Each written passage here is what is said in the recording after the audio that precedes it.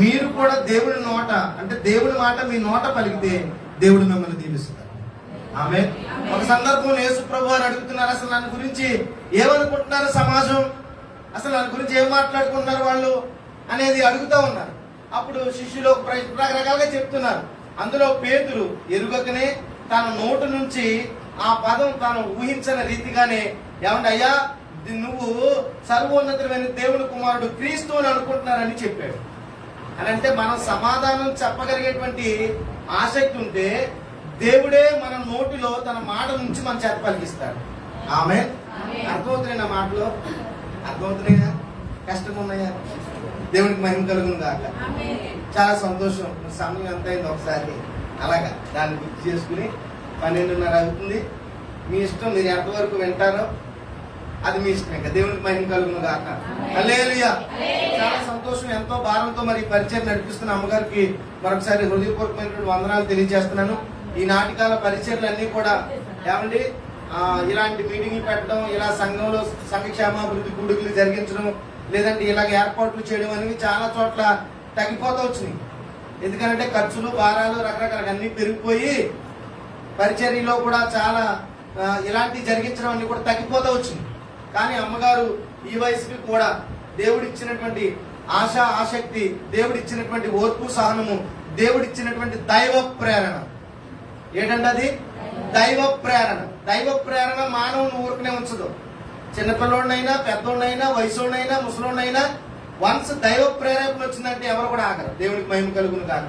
తల్లి గారి పట్ల దైవ ప్రేరణ చేత మరి ఈ రోజు ఇలాంటి కార్యక్రమాలు చేసి సంఘానికి క్షేమాభివృద్ధి కలగాలని, సంఘం ఉపదేశం చేత నింపబడాలని, సంఘానికి నూతనమైనటువంటి వరవడి ఏమండి సంఘానికి అపోస్తుల బోధ వెళ్ళాలనేటువంటి ఒక ఉద్దేశంతో మరి ఇలాంటి కార్యక్రమాలన్నీ అమ్మగారు ఏర్పాటు చేయడం నాకు ఎంతో సంతోషాన్ని కలిగించింది. దేవునికి మహిమ కలుగును గాక.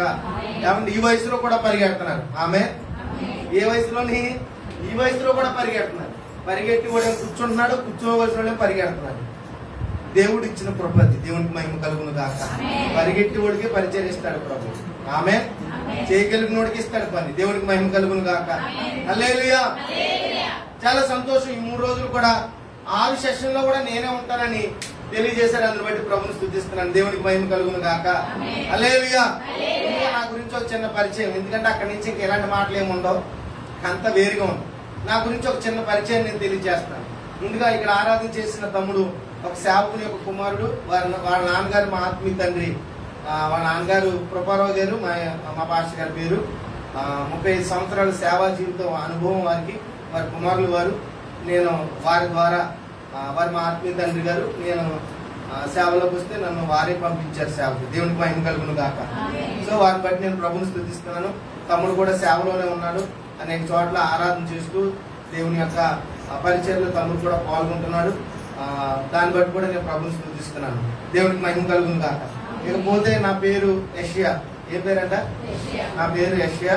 మాది వాస్తవానికి రాజమండ్రి దగ్గర ప్రాజెక్ట్ పోలవరం దగ్గర మా అసలు ఊరు. తర్వాత పరిచర్య నిమిత్తము నేను నర్సీపట్నం ప్రాంతంలో వెళ్ళిపోయాను. ఆ ప్రాంతంలో ప్రస్తుతానికి పరిచర్య చేస్తున్నాను. అక్కడ 3 చోట్ల మా పరిచర్య ఉంది. ఒక బైబిల్ స్కూలు, 2 చోట్ల పరిచర్యలు జరుగుతూ ఉన్నాయి. దేవుడు ఇచ్చిన కృప ఇది. దేవునికి మహిమ కలుగును కాక. చెప్పుకోవడానికి పేరే, ఏమన్నా ఇచ్చిందంతా దేవుడే. ఆమె హల్లెలూయా. కాబట్టి ఇంతటి కృపనిచ్చి ప్రభు తానే నడిపిస్తున్న విధానం బట్టి నేను ప్రభుని ఎంతగానో స్తుతిస్తున్నాను. దేవునికి మహిమ కలుగును కాక. ఇకపోతే నాకు 2 పిల్లలు. నాకు కూడా మ్యారేజ్ అయింది. 2 పిల్లలు. వాళ్ళు 6వ తరగతి 7వ తరగతి చదువుతున్నారు. మా కుటుంబం కొరకు, మా పరిచర్ల కొరకు ప్రార్థన చేయండి. వందనాలు అందరికి. దేవునికి మహిమ కలుగును గాక. హల్లెలూయా. హల్లెలూయా. కొంచెం నా స్వరం ఎక్కువగానే ఉంటది, ఇది దూరంగా ఎక్కువ ఉంటుంది. మీకు ఇబ్బంది లేదు కదా? దేవునికి మహిమ కలుగును గాక. ఆమేన్. చాలా సంతోషము. ఈ 3 రోజులు కూడా దేవుని వర్తమానాన్ని మనం ఒక క్రమబద్ధమైనటువంటి విధానంలో నేర్చుకోవడానికి ప్రయత్నం చేద్దాం. మీ దగ్గరికి రావడానికి ప్రభు దగ్గర ప్రార్థించినప్పుడు ప్రభు ఒక విషయాన్ని బయలుపరిచారు, ఒక విషయాన్ని తెలియజేశారు. ఒక మాట చదువుతాను నేను. మార్కు సువార్త ఒక మాట చదువుతాం. మార్కు సువార్త 10వ అధ్యాయము. మార్కు సువార్త 10వ అధ్యాయము.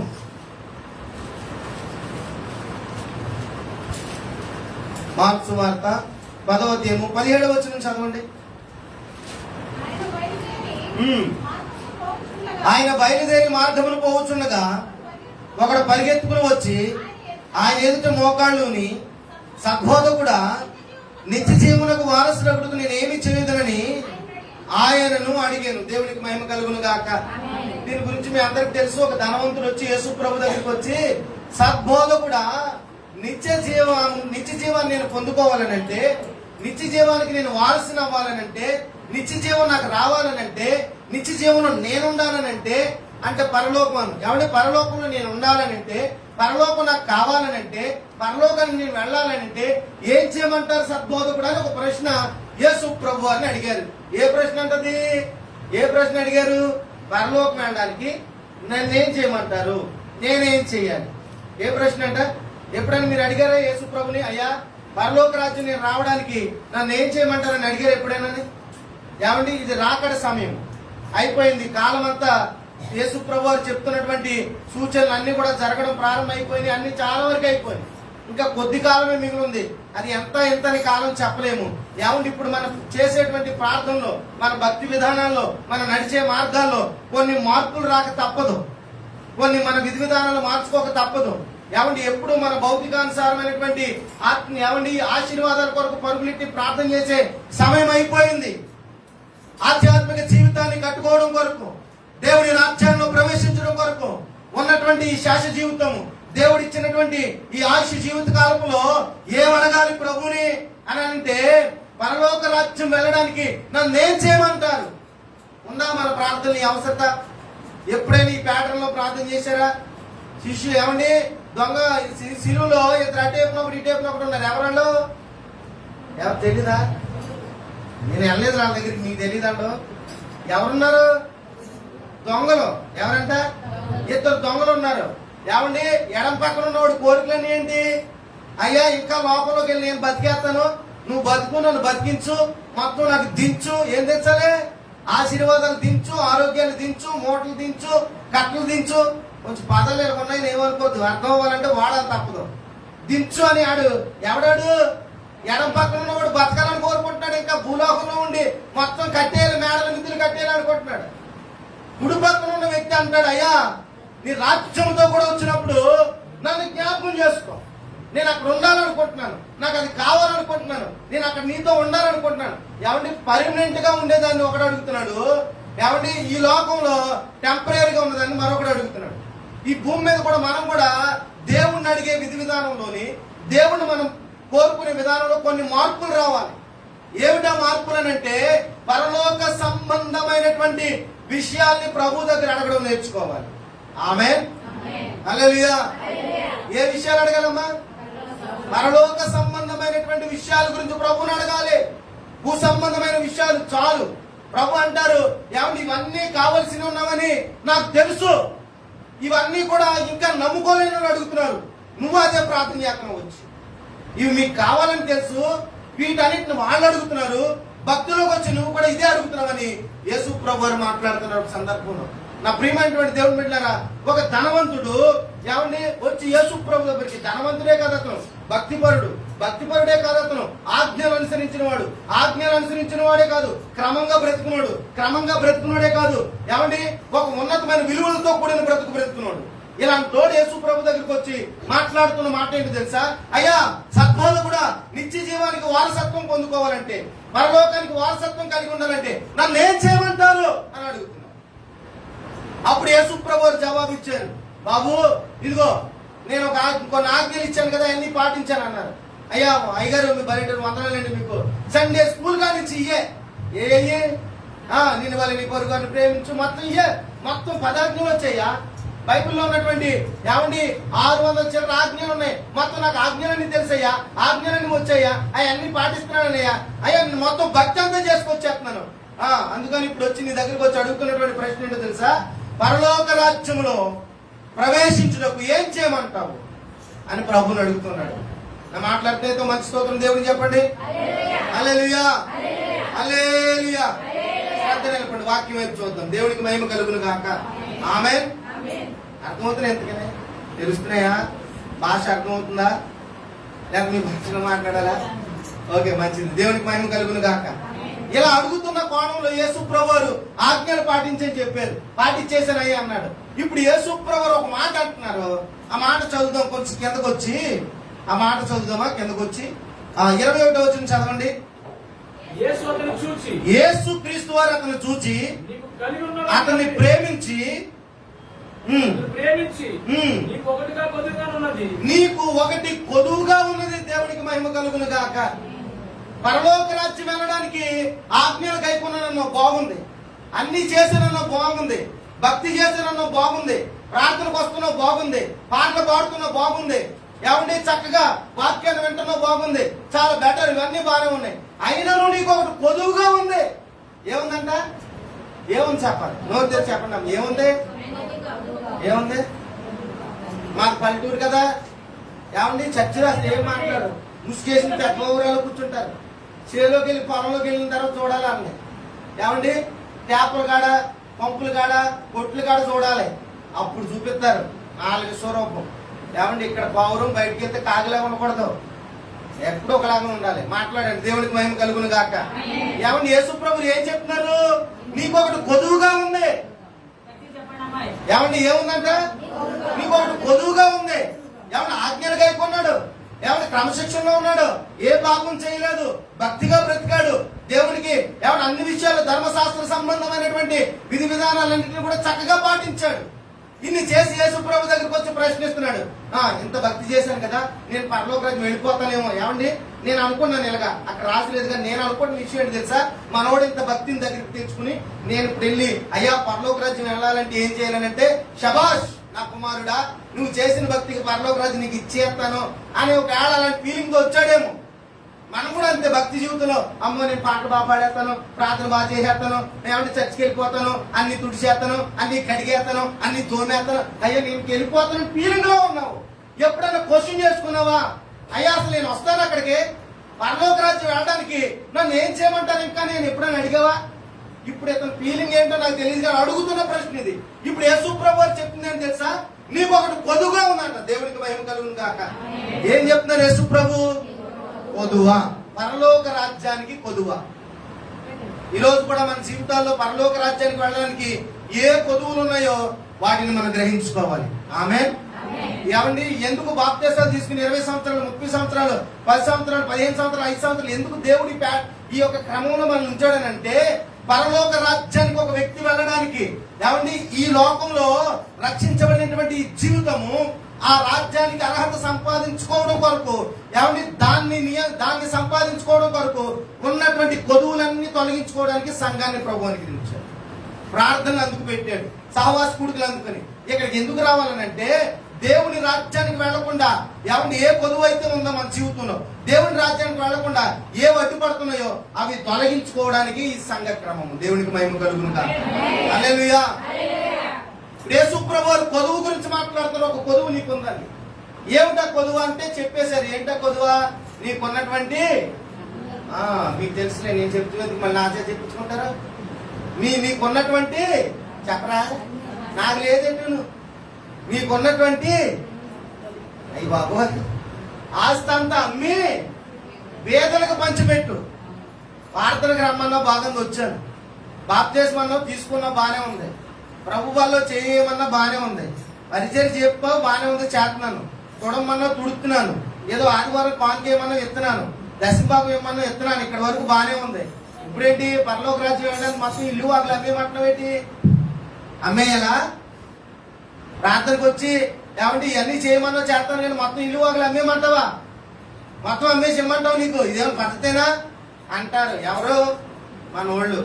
అమ్మా దేవుని రాజ్యానికి వెళ్ళడానికి నువ్వు ఇంకా డబ్బు మీద మనసు పెట్టినట్టున్నావో, బ్యాంకులో 10 లక్షల మీద మనసు పెట్టినట్టున్నావో, అవన్నీ కాస్త తీసి నీ వంతుగా దేవుని పరిచర్యకో లేకపోతే ఏదైనా హెల్ప్ చేయడానికి ప్రయత్నించమ్మా, ఇది నీకు అడ్డుపడుతుందని పాస్టర్ గారు చెప్పారనుకో, ఆ రోజు నువ్వు అడ్రస్ లేకుండా మెడ్రస్ వెళ్ళిపోతావు. ఇంకా ఏమన్నా మార్చేస్తావు, గుడి మార్చేస్తావు. ఇంకా మళ్ళీ ఆ పాస్టర్ గారి దగ్గరికి వెళ్ళి మొదలెడతావు. ఏమండి చూసారు ఎంత కానుకలు ఇచ్చానో, ఎంత ఇచ్చానో, ఆఖరికి నేను దాచుకున్నాను 10 లక్షలు, అవి కూడా ఇచ్చేయమంటుందండి ఈ పాస్టర్ అమ్మ అని అక్కడికి వెళ్ళి మొత్తం. అందుకే స్టీవెన్సన్ గారు రాశారు, అక్కడ మాటలు ఇక్కడ చెప్పి మంచిని చెడిగా తిప్పి కొండేలు చెప్పవద్దమ్మా, నోటికి ఉండాలి హద్దమ్మా. ఇంక మొదలెడతారు కొంతమంది. కొంచెం ఏదన్నా పాస్టర్ గారు అమ్మ పరలోక రాజ్యం వెళ్ళడానికి కొంచెం కోపం తగ్గించుకోవాలంటే అమ్మో చూసారా ఆమెకు లేదో కోపం, ఆ పిల్లలకి లేదో కోపం, చర్చిలో అందరికి లేదో కోపం. నీకు చెప్పారు పొదువైందని, నీకు అది అడ్డుపడుతుందని చెప్పారు, నువ్వు వాళ్ళతో నీకెందుకు? అప్పుడు ఎక్కడ లేని కోపం పాస్టర్ గారి మీద చూపిస్తావు. ఏ కయ్యను ఏ తమ్ముడేడి అనగానే ఏమంటే నువ్వు సరిగ్గా అర్పిస్తే దేవుడు నిన్ను కూడా అంగీకరిస్తాడు కదా. నువ్వు సరిగ్గా వేసేటప్పుడు పోగులు వేసేటప్పుడు వెనక్కి వేసుకోపోతేనే కుర్చులన్నీ అటు మంచిగా ఇంటికాడ మిగిలిపోయినవన్నీ దేవుడికి తెచ్చేస్తావు. ఎక్కడికే? మా ఏరియాలో మీ గురించి అప్లై తల్లు మళ్ళీ నన్ను అనుకుంటారు, మళ్ళీ ఈయన ఎక్కడి నుంచి తెచ్చారు పాస్టర్ గారు అని. ఏమన్నా మిగిలిపోయినవన్నీ పాడైపోయిన సైకిల్ పాస్టర్ గారు అంటే తెచ్చుకు బాగు చేయించుకుని తొక్కుకోవాలి. పాడైపోయిన బైక్ ఆయనకే.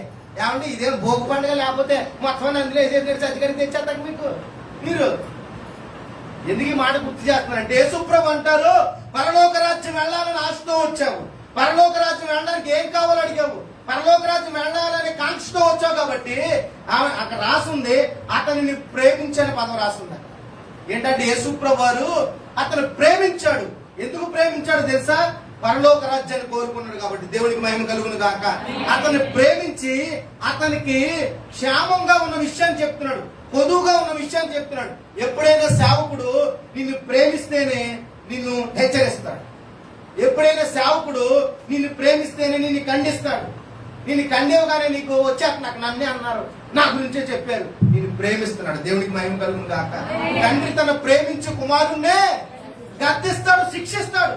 నిన్ను శిక్షిస్తున్నాడు అంటే ప్రేమ ఉంది లోపల అని అర్థము. ఏముందని అర్థము? ప్రేమ ఉంది. నిన్ను ఒకవేళ తిడుతున్నారు అంటే లోపల ప్రేమ ఉందని అర్థము. నిన్ను గాయం చేస్తున్నానంటే లోపల ప్రేమ ఉందని అర్థం. అంతేగాని లోపల ఏదో పెట్టుకుని మీ దగ్గరికి ఏదో వచ్చాయని రకాలు కాదు. అలా అనకూడదు కూడానే. మీకు ఎలాగ అర్థం అవుతుందంటే ఇంకా అదే అర్థం అవుతుంది. చూసావా ఆ వారం రాలేనందుకు ఈ వారం చెప్తున్నారు. ఇంతేనా మీరు అనుకునేది? మీరు కాదులే మా ఊళ్ళో ఏమండి ఇంతేనా అనుకునేది? ఎందుకు మాటలు గుర్తు చేస్తున్నానంటే నా టాపిక్ ఇది కదా, వస్తాను నా టాపిక్ ఇది కాదు. ఎందుకో దేవుడు కొంచెం వాళ్ళకి ఇంట్రడక్షన్ లోకి వచ్చాను అంతే. పరలోక రాజ్యం వెళ్ళడానికి కొదువా. ఈరోజు మన జీవితాల్లో కూడా పరలోక రాజ్యానికి వెళ్ళడానికి ఏ కొదువులు ఉన్నాయో ఆ కొదువుల్ని ప్రభు దగ్గర కనుక్కుని, ఏమంటే ఆ ధనవంతుడు విడిచిపెట్టుకుని పోయాడు, ఆడు పాపనాడు పోండి మాకు అనవసరం ఆడుతూ ఆడికి నాకు మాటలేవు, ఆడు పోతే పోయాడు. మనమైనా సరే ఆ కొదువుని తీర్చుకుని పరలోక రాజ్యంలోకి వెళ్ళాలి. దేవునికి మహిమ కలుగును గాక. హల్లెలూయా. ఏమంటే దీని గురించి ఒక సందర్భాన్ని ఈరోజు ఏమంటే 3 రోజులు కూడా ఒక టాపిక్ గురించి మనం మాట్లాడుకుంటాం. పరమకాణానికి అడ్డుపడుతున్న ఆటంకాలు ఒక 3 చెప్తాను. పరమకాణానికి అడ్డుపడుతున్న 3 ఏమండి ఆటంకాల గురించి మాట్లాడతాను నేను. ఈ 3 రోజులు కూడా దాని గురించే, కాణానికి అడ్డుపడే ఏమండి ఆటంకాల గురించి మాట్లాడుకుంటాం.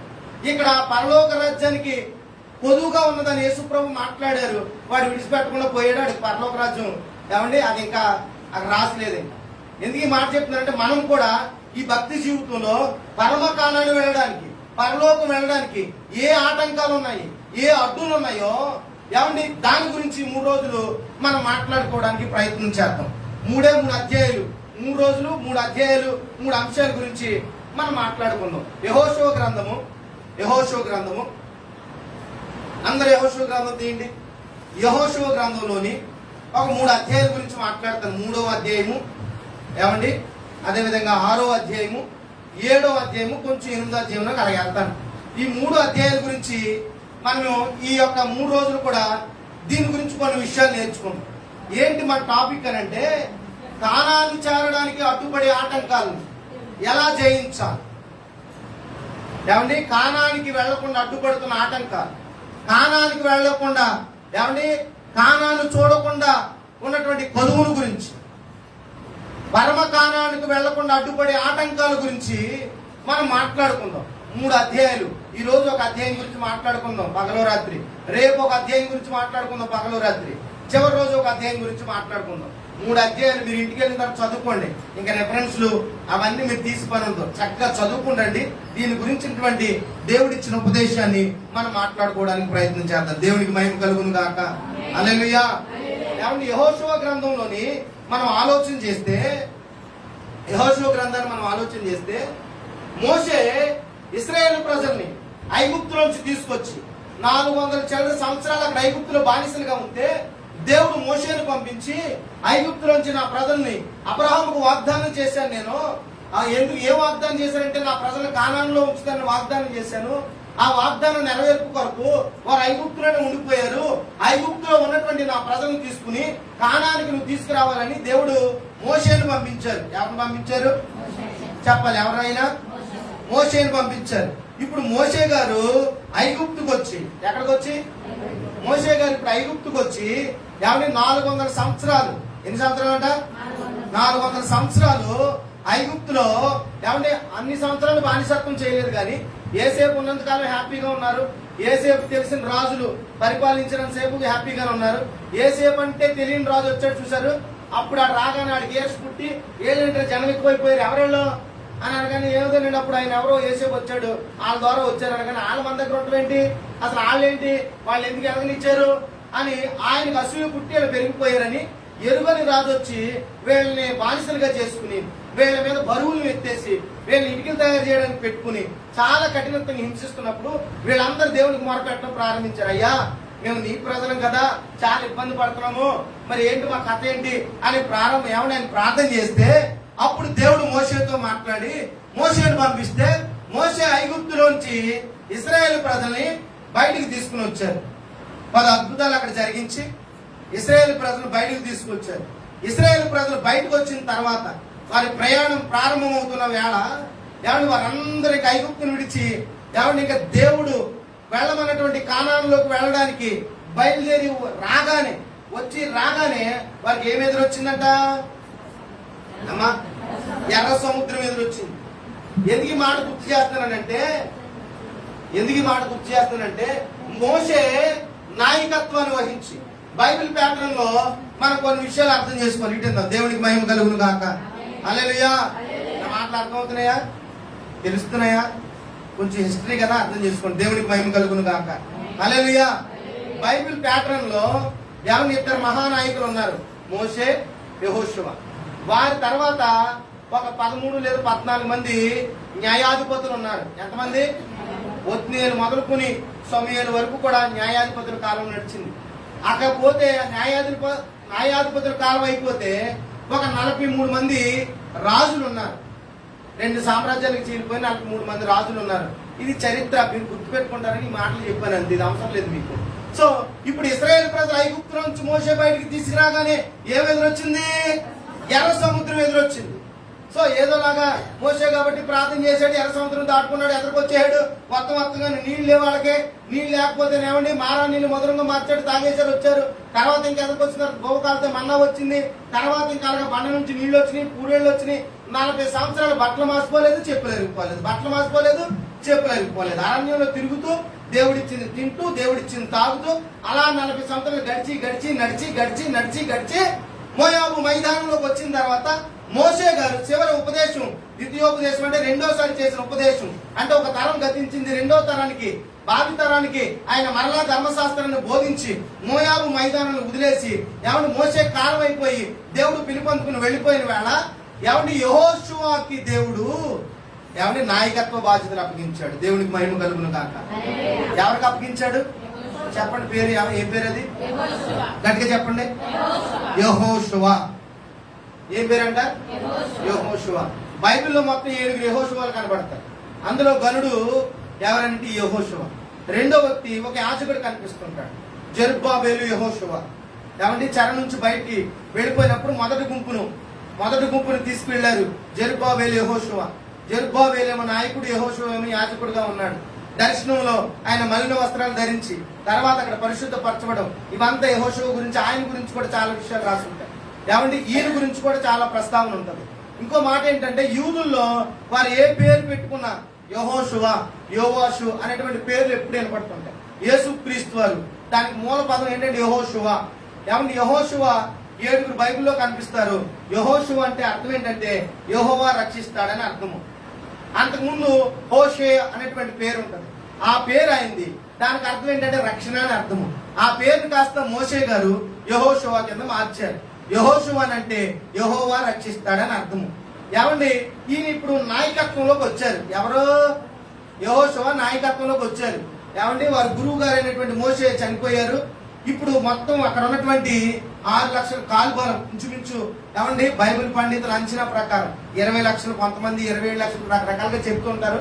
ఏదైనా ఒక 27 లక్షల సుమారు ప్రజల్ని వెనకాల వేసుకుని మోసే చనిపోతే ఏమండి ఇప్పుడు మోయాబు మైదానంలో నుంచి ఎదురుగుండా కనబడుతున్న కానాను ఎక్కడ ఉందండి? అది చెప్పండి, ఎక్కడ ఉంది? ఎదురుగుండా కనబడుతున్న కానానికి వెళ్ళాలి. ఈ కానానికి వెళ్ళడానికి ఈ ప్రజలందరిని వెంటబెట్టుకుని, ఎవరినంట? ఈ ప్రజలందరిని వెంటబెట్టుకుని కానానికి వెళ్దాం అని బయలుదేరాడు. పాపం బయలుదేరతమే ఈయనకి ఏం ఎదురొచ్చింది? ఈయనకి ఎర్ర సముద్రమేనా? ఒకసారి దాటొచ్చారు వాళ్ళు. ఈయనకి ఏం ఎదురొచ్చింది? యోర్దాను ఎదురొచ్చింది. దేవుడికి మహిమ కలుగును గాక. హల్లెలూయా. ఆ గురువు గారికి ఏమొచ్చింది? సముద్రం అడ్డు వచ్చింది. మరి ఈయనకి ఏం ఎదురొచ్చింది? నదడ్డు వచ్చింది. ఎందుకనంటే గురువు గారు సముద్రం దాటడం, సముద్రాన్ని చేర్చడం, సముద్రంలో రావడం చూశాడు యెహోషువ. సో ఇప్పుడు ఈయనకి ఏం ఎదురొచ్చింది? నాయకత్వం ఏమంటే భుజాల మీద ఎత్తుకోగానే ఏమొచ్చిందంట? నది ఏమండి అడ్డొచ్చింది. ఎందుకు ఈ మాటలు గుర్తు చేస్తున్నానంటే, దేవుడిచ్చిన వాగ్దానం ఏంటనంటే వారి కానానికి వెళ్ళాలి. ఎక్కడికి వెళ్ళాలి? చెప్పాలి, ఎక్కడికి వెళ్ళాలి? కానానికి వెళ్ళాలి. ఇప్పుడు కానానికి వెళ్ళడానికి ఏం అడ్డుపడుతున్నాయి అని అంటే, మొట్టమొదటిగా యోర్దాను అడ్డుపడింది. ఏమడ్డుపడింది? యోర్దాను అడ్డుపడింది. రెండోది ఎరుకో అడ్డుపడింది. ఏమడ్డుపడింది? రెండోది ఎరుకో అడ్డుపడింది. మూడోది హాయి అడ్డుపడింది. ఏమడ్డుపడింది? హాయి అనేది అడ్డుపడింది. మనం నేర్చుకునేటువంటి అంశ సారాంశం ఏమిటంటే, ఈ 3 యోర్దాను, చెప్పండి నాతో పాటు, యోర్దాను, ఇంకా గట్టిగా యోర్దాను, ఇంకోసారి యోర్దాను, ఎరుకో, హాయి. మీకు 3 అధ్యాయాలు చెప్పాను కదా. 3వ అధ్యాయంలో యోర్దాను గురించి, ఏమండి తర్వాత 6వ అధ్యాయంలో ఎరుకో గురించి, 7, 8 ప్రారంభం 8 అధ్యాయులు దీని గురించి, హాయి గురించి. ఈ 4 అధ్యాయాల మీదే ఈ 3 రోజులు మన యొక్క ప్రసంగం జరుగుతుంది. దేవునికి మహిమ కలుగును గాక. కానానికి అడ్డుపడుతున్నటువంటి ఈ 3 ఆటంకాలని జయించాలి. పరమ కానానికి వెళ్లకుండా, ఏమంటే మన దేవుని రాజ్యంలోకి వెళ్లకుండా ఏది అడ్డుపడుతుందో, ఏది కొదువుగా ఉందో, ఏది ఏమండి మన దేవుని రాజ్యానికి వెళ్లకుండా మనకి ఏది ఆటంకంగా మిగిలిపోయిందో దాన్ని జయించుకోవాలి మనం. ఆమేన్. జయించాలి. వాగ్దానం దగ్గరకు వచ్చేసారు. మోయాబు మైదానంలో ఉన్నారు. ఎదురే కానాన్ ఉంది. ఇప్పుడు ఈ కానాన్లోకి వెళ్ళడానికి ఏమేమి ఆటంకాలు ఎదురవుతున్నాయంటే, మొట్టమొదటి యోర్దాను ఆటంకంగా ఉంది. రెండోది ఎరుకో ఆటంకంగా ఉంది. మూడోది హాయి అనేది ఆటంకంగా మారిపోయింది. ఈ 3టిని జయించాలి. ఈ 3టిని ఏం చేయాలంట? జయించాలి. ప్రతి క్రైస్తవుడు పరమకాణానికి చేరాలి అంటే, ప్రతి క్రైస్తవుడు పరలోక రాజ్యం చేరాలనంటే ఖచ్చితంగా యోర్దాను దాటాలి. దేవునికి మహిమ కలుగును గాక. ఖచ్చితంగా ఎరుకో గోడలు కోల్చాలి. దేవునికి మహిమ కలుగును గాక. ఖచ్చితంగా హాయిని జయించాలి. ఆమేన్. హల్లెలూయా. కాబట్టి ఈ 3టిలోని కొన్ని మాటలు చెప్తాను. ఈ 3టిలోని కొన్ని విషయాలు ఉన్నాయి. ఏంటి ఈ 3టి సారాంశం అని అంటే, ఈ 3టి సారాంశము, ఒకటి సేవకుడు ఇందులో ప్రాముఖ్యం. ఎవరు? సేవకుడు ప్రాముఖ్యం. 2 సంఘం ప్రాముఖ్యం. 3 సమస్య. 3 గుర్తుపెట్టుకోండి. 3 గుర్తుపెట్టుకోండి. దేవునికి మహిమ కలుగును గాక. అమ్మ పైన మంచి స్తోత్రం చెప్పండి. కనబడుతున్నారు? హల్లెలూయా.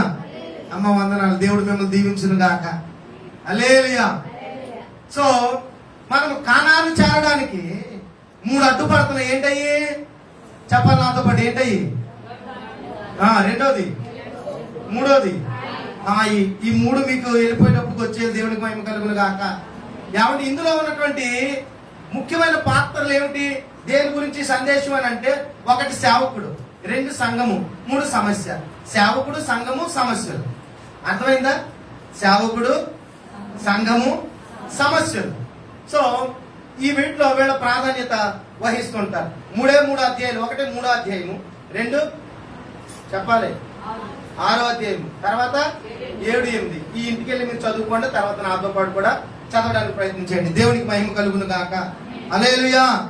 ఏమండి మొట్టమొదటిది దాటాలి. యోర్దాను ఏం చేయాలి? దాటాలి.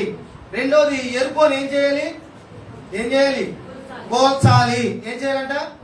కోల్చాలి. మూడోది హాయిను ఏం చేయాలి? జయించాలి. 3 మాటలు చెప్తామా? 3 మాటలు. దాటాలి. నాతో పాటు చెప్పండి. దాటాలి, తర్వాత పోల్చాలి, మూడోది జయించాలి. మళ్ళీ రెడీ 1 2 3 స్టార్ట్. దాటాలి, పోల్చాలి, జయించాలి. మరోసారి చెప్తామా?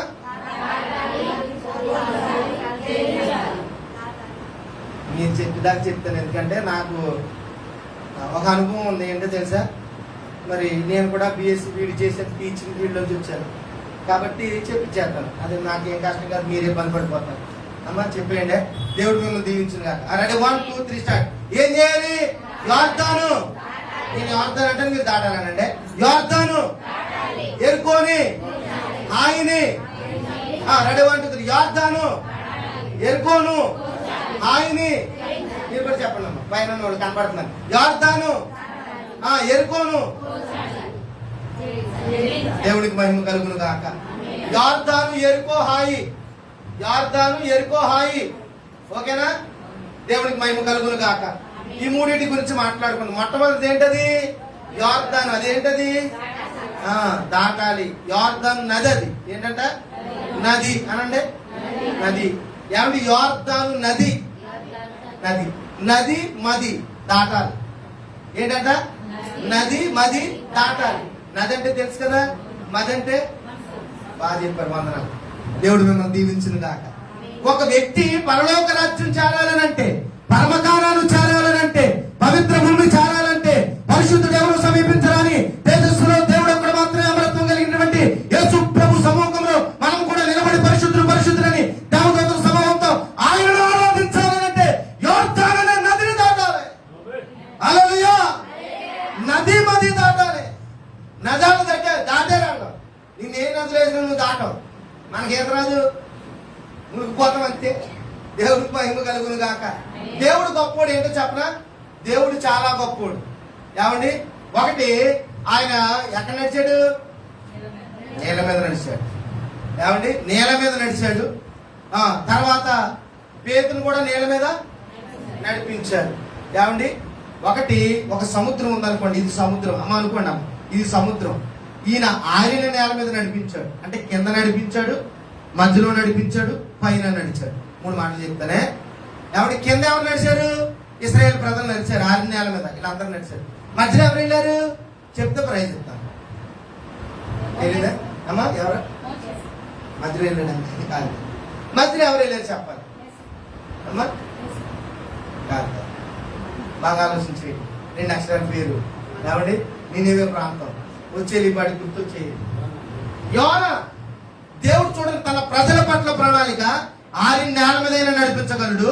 ఏమండి? సముద్రం మధ్యలోనైనా చేపలు పంపించి లోపల కూర్చోబెట్టి ఎక్కడ నడిపించాడు? మధ్యలో తీసుకెళ్ళగలడు. ఆరిన నేల మీద తీసుకెళ్ళగలడు. సముద్రం పైన నడిపించగలడు. దేవుడికి మహిమ కలుగును గాక. పేతును పైన నడిపించాడు, ఇశ్రాయేలు కింద నడిపించాడు, యోనాల మధ్యలో నడిపించాడు. దేవుని శక్తి అది. దేవునికి మహిమ కలుగును గాక. సరే, నది, మది దాటాలని చెప్పాను. నది దాటం ఎటు మనకే లేదు అనుకోండి. మనం ఏం దాటాలి ఇప్పుడు? మది దాటాలి. మది అంటే ఏంటి? మనసు. మనసులో ఉన్న కోరికలు దాటాలి. ఏమంటే? మనసులో ఉన్నటువంటి తలంపులు దాటాలి. మనసులో ఉన్న కుళ్ళి, కుతంత్రాలు, ద్వేష, పగ, అసూయ, ఆడంటే ఈడిపడక, ఈడంటే ఆడిపడక, కొట్లాడుకుని, ఏమండి? రాణి రాణి అని మానేసి ఇవ్వడం నేర్చుకుని, ఏమండి? మదిని జయించాలి. ఎందుకనంటే మన మదిలో కొలువై ఉన్నాడు మన మహారాజు అయిన యేసు ప్రభు. హల్లెలూయా.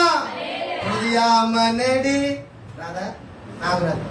తలుపు దగ్గర నుండి కొడతాడు అంటే ఎందుకని? నీ హృదయాంతరంగంలో చూసేది ఆయనే, నీ హృదయంలో నివసించేది ఆయనే. ఇప్పుడు యోర్దాన్ అనే నదిని వాళ్ళు దాటారు. యోర్దాన్ అనే మదిని మనం దాటాలి. ఆమేన్. హల్లెలూయా. ఏమండి? ఈ రోజు అదే నా టాపిక్. సో ఇంకా 2 రోజుల టాపిక్లు ఎలా ఉంటాయనంటే, రెండోది ఏంటి? ఎరుకో గోడ, పోల్చాలి. గోడ, జాడ. రెండోది ఏంటి? ఏమన్నా రావట్లేదా? గోడ, జాడ. జాడ అంటే ఏంటి? జాడలు, మన వెనకాల జాడలు. పాపం గుర్తొచ్చేది. పాపపు జాడ. ఏ జాడంట? పాపపు జాడ. వెనకున్నవి మరిచి జాడలు మరవాలి. జాడలని కోట్లయ్యి. పూర్వం బతికే కదా, మరి అక్కడే ఉన్నాం కదా, అలవాట్లు పోతలేదు, వచ్చిన పోతలేదు. రూపాంతరం చెందితేనే కానీ పోవయ్యి. అందుకునే గోడ పోల్చబడాలి, జాడ పోల్చబడాలి. రెండో టాపిక్ ఏంటంటే గోడ, జాడ. ఏమన్నా? మూడోది ఏంటి? హాయి. ఏంటంటే అది హాయి. ఎంత హాయి ఉందో ఫ్యాన్ అయితేనే. ఫ్యాన్ లేకపోతే మందిరం కావట్లేదు, జనం చేయాలి. ఏమండి ఈ మధ్య సిటీలో ఏసీ సంఘాలు, ఏ సంఘాలు అంట మరి ఎంప్లాయీస్ ఉన్నారా నేను తిట్టుకోద్దే. వాళ్ళు ఏం చేస్తున్నారంటే ఏసీ ఉన్న మందిరం ఏది, అక్కడికి వెళ్దాం, ఇక్కడ మిగతా పనికిరాదు, వాక్యంతో పని లేదు, మాకంతా ఏసీ. ఎందుకు మాట చెప్తానంటే హాయ్ హాయ్ అనేది ఒక ప్రాంతం. ఏంటంటే అది ప్రాంతం, అది ప్రాంతము పాపము. ఏంటంట ప్రాంతము పాపము. ప్రాంతాన్ని జయించాలి, పాపాన్ని జయించాలి. ఆమె 3 మాటలు చెప్పాను, గుర్తున్నాయా, వస్తున్నాయా? యోర్దాను దాటాలి. యోర్దాను నది, అది నది మది, గోడ జాడ, ప్రాంతం పాపం. ఏమంటే చెప్పండి ఒకసారి చెప్పండి. నది గోడ అయిపోతున్నారు పైన. ప్రాంతము పాపము. వారు హాయ్ అనే ప్రాంతాన్ని జయించారు. ఇప్పుడు మనం ఏం చేయాలండి? హాయ్ అనే పాపాన్ని జయించాలి. హల్లెలూయా. ఏమంటే ఈ 3 టాపిక్స్ గురించి మనం మాట్లాడతాం ఈరోజు. యోర్దాను గురించి మాట్లాడతాం. సమయం దొరికిన కొలది, సాయంత్రం దొరికిన కొలది ఈ 3వ అధ్యాయంలో యోర్దాన్ని ఎలా జయించాలి, యోర్దాన్ని ఎలా దాటాలి, కానానికి వెళ్లకుండా అడ్డుపడుతున్న యోర్దాన్ని జయించడం ఎలాగా అనే దాని గురించి ఈరోజు చెప్పుకుందాం. దేవునికి మహిమ కలుగును గాక. హల్లెలూయా. దేవునికి మహిమ కలుగును గాక. హల్లెలూయా. హల్లెలూయా. హల్లెలూయా. మంచిది, దేవునికి మహిమ కలుగును గాక. ఏమంటే ముందుగా ఈ గ్రంథాల గురించి మాటలు చెప్పాలి కదా. ఏమంటే యెహోషువ గ్రంథం, ఏ గ్రంథం అంటే ఇది? యెహోషువ గ్రంథం. బైబిల్లో ఇది 6వ పుస్తకం. ఎన్నో పుస్తకం? బైబిల్లో 6వ పుస్తకం. మిగతా 5 పుస్తకాలు చెప్పండి.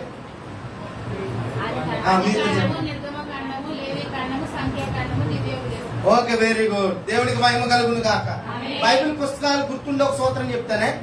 వింటున్నారు నా మాటలు అర్థమవుతున్నాయా? ఓ సూత్రం చెప్తాను. బైబిల్ పుస్తకాలు గుర్తుండే ఒక సూత్రం. ఎందుకంటే కొంచెం బైబిల్ టీచింగ్ చేస్తాను కదా, మీకు కూడా ఉపయోగపడతాయని చెప్తాను. అది వేరే ఉద్దేశం ఉందని ఏమవుతుందే. పాత నిబంధన ఎన్ని పుస్తకాలు? అమ్మా మాట్లాడు. 66 అనుకుంటే అతను ఈ పాస్టర్ గారు. పాత నిబంధన 39 పుస్తకాలు. ఏంది? కొత్త నిబంధన ఎన్ని పుస్తకాలు? 27. మొత్తం ఎన్ని పుస్తకాలు? 66 పుస్తకాలు. పాత నిబంధన గుర్తుండగా ఒక సూత్రం చెప్తానే. Okay, ready, 1 2 3 start. పాత నిబంధన గుర్తుండకి 5 12 5 5 12 అనడం నాతో పాటు. 5 12 5 5 12 పాత నిబంధన ఫోన్ నెంబర్ ఇది. పాత నిబంధన పుస్తకాల ఫోన్ నెంబర్ ఏంటి? 5 12 5 5 12. ఏంటంటే చెప్పండి నాతో ఒకసారి. ఈ 5 ఏంటి? ఫస్ట్ పంచఖండాలు. ఏమండి తెలుసు కదా మీకు పంచఖండాలు అని అంటే? ఈ 5 పంచఖండాలు. తర్వాత 12 ఏంటి? చరిత్ర పుస్తకాలు. 12 ఏంటి? చరిత్ర పుస్తకాలు.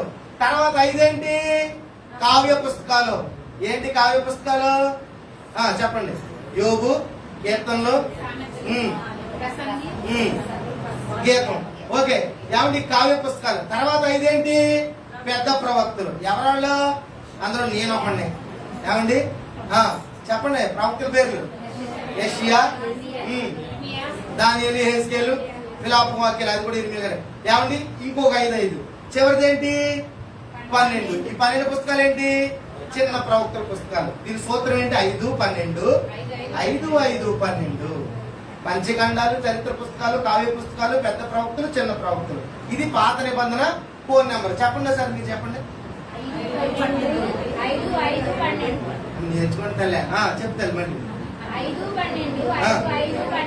5 12 అంతే. పాత నిబంధన ఎన్ని పుస్తకాలు అంటే 39 పుస్తకాలు, 5 భాగాలు. ఏంటి సూత్రం? 5 12 5 5 12. 5 ఏంటి? పంచఖండాలు. 12 ఏంటి? చరిత్ర. 5 ఏంటి? కావ్యం. 5 ఏంటి? పెద్ద ప్రవక్తలు. 12 ఏంటి? చిన్న ప్రవక్తలు. అయిపోయింది. ఏమంటే కొత్త నిబంధనలు కూడా చెప్పనా? తర్వాత చెప్తాను, వద్దు మీరు ఇన్ని మూమెంట్ లో లేదు. దేవునికి భయం కలుగును గాక. హల్లెలూయా. ఏమండి ఇప్పుడు బైబిల్ గ్రంథంలో యెహోషువ పుస్తకం ఎన్నో పుస్తకం? 6వ పుస్తకం. ఎన్నో పుస్తకం? 6వ పుస్తకము. చరిత్ర పుస్తకాలు మొదటి పుస్తకము. ఏమండి బైబిల్ గ్రంథంలో ఇది 6వ పుస్తకం. ఈ 6వ పుస్తకం యెహోషువ రాశారని బైబిల్ పండితులు, అంటే ఆయనే రాశాడు ఖచ్చితంగా. యెహోషువ చేత ఈ పుస్తకం రచించబడింది. రచనా కాలం 14వ శతాబ్దంలో, అంటే 1444 క్రీస్తు పూర్వం లేదా 1451 మధ్యకాలంలో దీన్ని రచించి ఉండొచ్చు, లేదా 14వ శతాబ్దం అని చెప్పొచ్చు. తర్వాత మొత్తం యెహోషువ గ్రంథంలో 24 అధ్యాయాలు ఉంటాయి. ఎన్ని అధ్యాయాలు? 24 అధ్యాయాలు, 657 వచనాలు. ఎన్ని వచనాలు? 657 వచనాలు. దీంట్లో చాలా ప్రత్యేకం ఏంటంటే కొన్ని ప్రాముఖ్యమైన స్థలాలు కనిపిస్తుంటాయి. ఒకటి ఏమండి, మనం ఆలోచన చేస్తే ఎరుకో, హాయి, యాబాలు కొండ, తర్వాత ఇంకా మందసం నిలిపినటువంటి షిలోహు, గిల్గాలు, కొన్ని ప్రాంతాలు కనిపిస్తుంటాయి. మరి ముఖ్యమైన వ్యక్తులు కూడా ఈ గ్రంథంలో కొంతమంది కనిపిస్తుంటారు. ఒకటి ముఖ్యమైన వ్యక్తి ఎవరు మనకి? వెరీ గుడ్, యెహోషువ. తర్వాత కాలేబు, తర్వాత 12 గోత్రాలు పెద్దలు, తర్వాత ఎలియాజరు. ఏమండి, ఎలియాజరు అహరోను తర్వాత కొడుకు. ఎలియాజరు ఎవరు? అహరోను కొడుకు, యాజకుడు. ఎలియాజరు కూడా కనిపిస్తాడు. తర్వాత ఇంకా ఇశ్రాయేల్ పెద్దలు కనిపిస్తారు. ఏమంటే తర్వాత రాహాబు కనిపిస్తుంది. వీళ్ళగా కొంతమంది మనకు తెలిసిన వ్యక్తులు ఈ యొక్క యెహోషువ గ్రంథంలో మనకు కనిపిస్తూ ఉంటారు. సో ఈ పుస్తకాన్ని ఇంకా మనం ఆలోచన చేస్తే ఇందులో కొన్ని పేర్లకు అర్థాలు చెప్తాను. యెహోషువ అంటే యెహోవా రక్షకుడు అని అర్థం. తర్వాత రాహాబు కనిపిస్తుంది. రాహాబు అని అంటే ఏమంటే విశాలత లేదా గర్వం అని అర్థం. ఆకాన్ అంటే ప్రజలను బాధించేవాడు అని అర్థం. ఆపోరు లోయ అని అంటే ఏమంటే బాధా లోయ అనేటువంటి అర్థము. తర్వాత సిలోహు అంటే నెమ్మది స్థలం అని అర్థము. తర్వాత ఇంకా మనం హెబ్రోన్ అంటే సహవాసం అని అర్థం. ఏంటంట? హెబ్రోన్ అంటే సహవాసం అని అర్థం. ఇంకా కొన్ని పేర్లునే, చాలు ఇవి గుర్తుపెట్టుకోండి. ఇంకా ఈ పుస్తకంలోకి మనం ముందుకు అలా వెళ్ళిపోతే ఏమండి, ఈ యొక్క గ్రంథము చాలా ప్రత్యేకమైనటువంటి గ్రంథము. నేను ఇలాగ ఈ గ్రంథాల గురించి ఒక చిన్న కవితలాగా రాసుకున్నాను. కొంచెం కవితలు రాయడం నాకు అలవాటు. కొంచెం దేవుడు అనుగ్రహిస్తాడు, దేవుడికి మహిమ కలుగునుగా.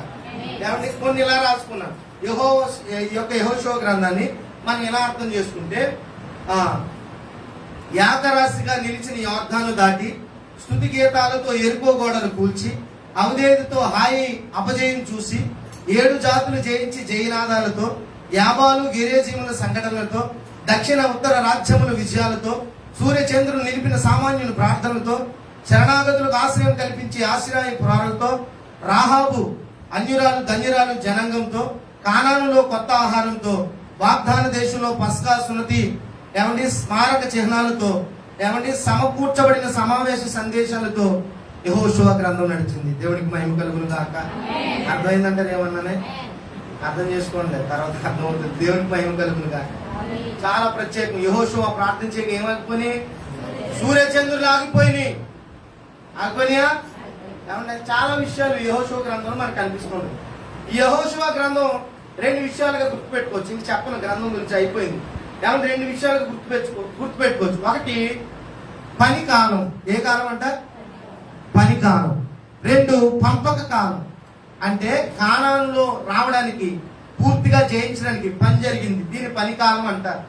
మొత్తం 31 రాజ్యాల్ని జయించి, రాజుల్ని జయించి పూర్తిగా కానాన్ని స్వాధీనం చేసుకుని, ఏమంటే పూర్తిగానంటే కొన్ని కూడా వదిలేశారు, కొంతమందికి మళ్ళీ సహాయం చేశారు. అలాగా పని కాలం అంటే వాళ్ళు పని చేశారు, యుద్ధాలు చేశారు, పోరాడారు, భూభాగాల్ని జయించుకున్నారు. దీన్ని పనికాలం అంటారు. ఈ పనికాలం తర్వాత పంపక కాలం. ఏ గోత్రానికి ఎక్కడ ఇవ్వాలి, ఎక్కడ పంచిపెట్టాలి, యోధావారు ఎక్కడ ఉండాలి, ఏమంటే తర్వాత లేవీలకి వాళ్ళ గోత్రం స్వాచ్యం లేదు. వాళ్ళకి దేవుడు ముందు నుంచి ఏర్పరచుకుని వాళ్ళకి ఏమి ఇవ్వలేదు, స్వాచ్యం ఇవ్వలేదు. దాని గురించి తర్వాత చెప్తాలే. ఏమంటే తర్వాత మిగిలినటువంటి గోత్రాలన్నిటికీ, మన శ్రద్ధ గోత్రానికి, రూబేన్ గోత్రానికి, గాదు గోత్రానికి, దాని గోత్రానికి, ఈ 12 గోత్రాల ప్రజలందరూ కూడా ఎక్కడెక్కడ పంచిపెట్టాలి, ఏ భూభాగంలో పంచిపెట్టాలి ఆల్రెడీ ఏమంటే వాళ్ళు గురువు గారు లిస్ట్ ఇచ్చారు, వీళ్ళకి అలా పంచేమని. ఏమంటే ఆ విధంగానే కానానుకు తీసుకొచ్చి అందరికి భూభాగాన్ని పంచిపెట్టి చివరి సందేశం ఇచ్చి యెహోషువ మరణించాడు. ఆమేన్. ఇది యెహోషువ పుస్తకం. 2 మాటలు గుర్తుపెట్టుకుని, ఒకటి పని కాలము, 2 పంపక కాలము. పని కాలంలో పోరాటాలు, యుద్ధాలు చేసి జయించారు. పంపక కాలంలో అన్ని కూడా ఆయా ప్రాంతాల్లో మొత్తం వారు ఉన్నటువంటి ప్రదేశాన్ని అంతా, కానాన్ని అంతా చక్కగా పంచుకున్నారు. ఇది యెహోషువ గ్రంథం. ఈ గ్రంథంలోని అసలు కానానికే రావడానికి అడ్డుపడి మొట్టమొదటి ఏంటది?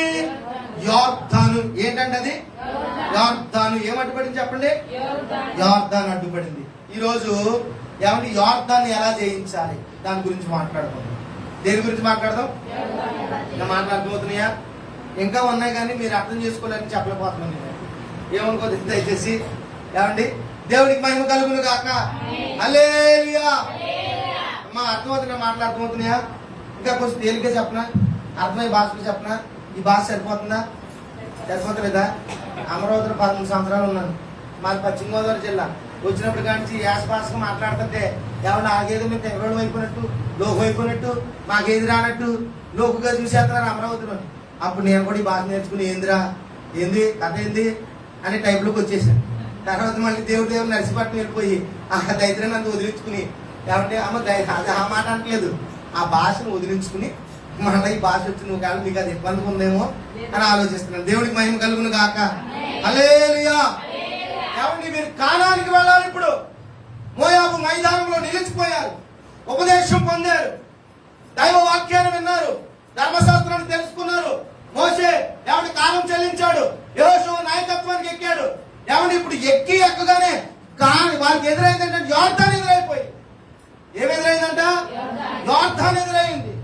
ఏ క్రైస్తవుడైనా దేవుడు పెట్టి ఎవరైనా సరే ఏమండి మనం పరమ కాలానికి చేరడానికి, పరమ కాలానికి వెళ్ళడానికి, పరమ కాలంలో ప్రవేశం జరగడానికి, పరమ కాలాన్ని స్వతంత్రించుకోవాలంటే ఖచ్చితంగా యోర్దాన్ని జయించాలి.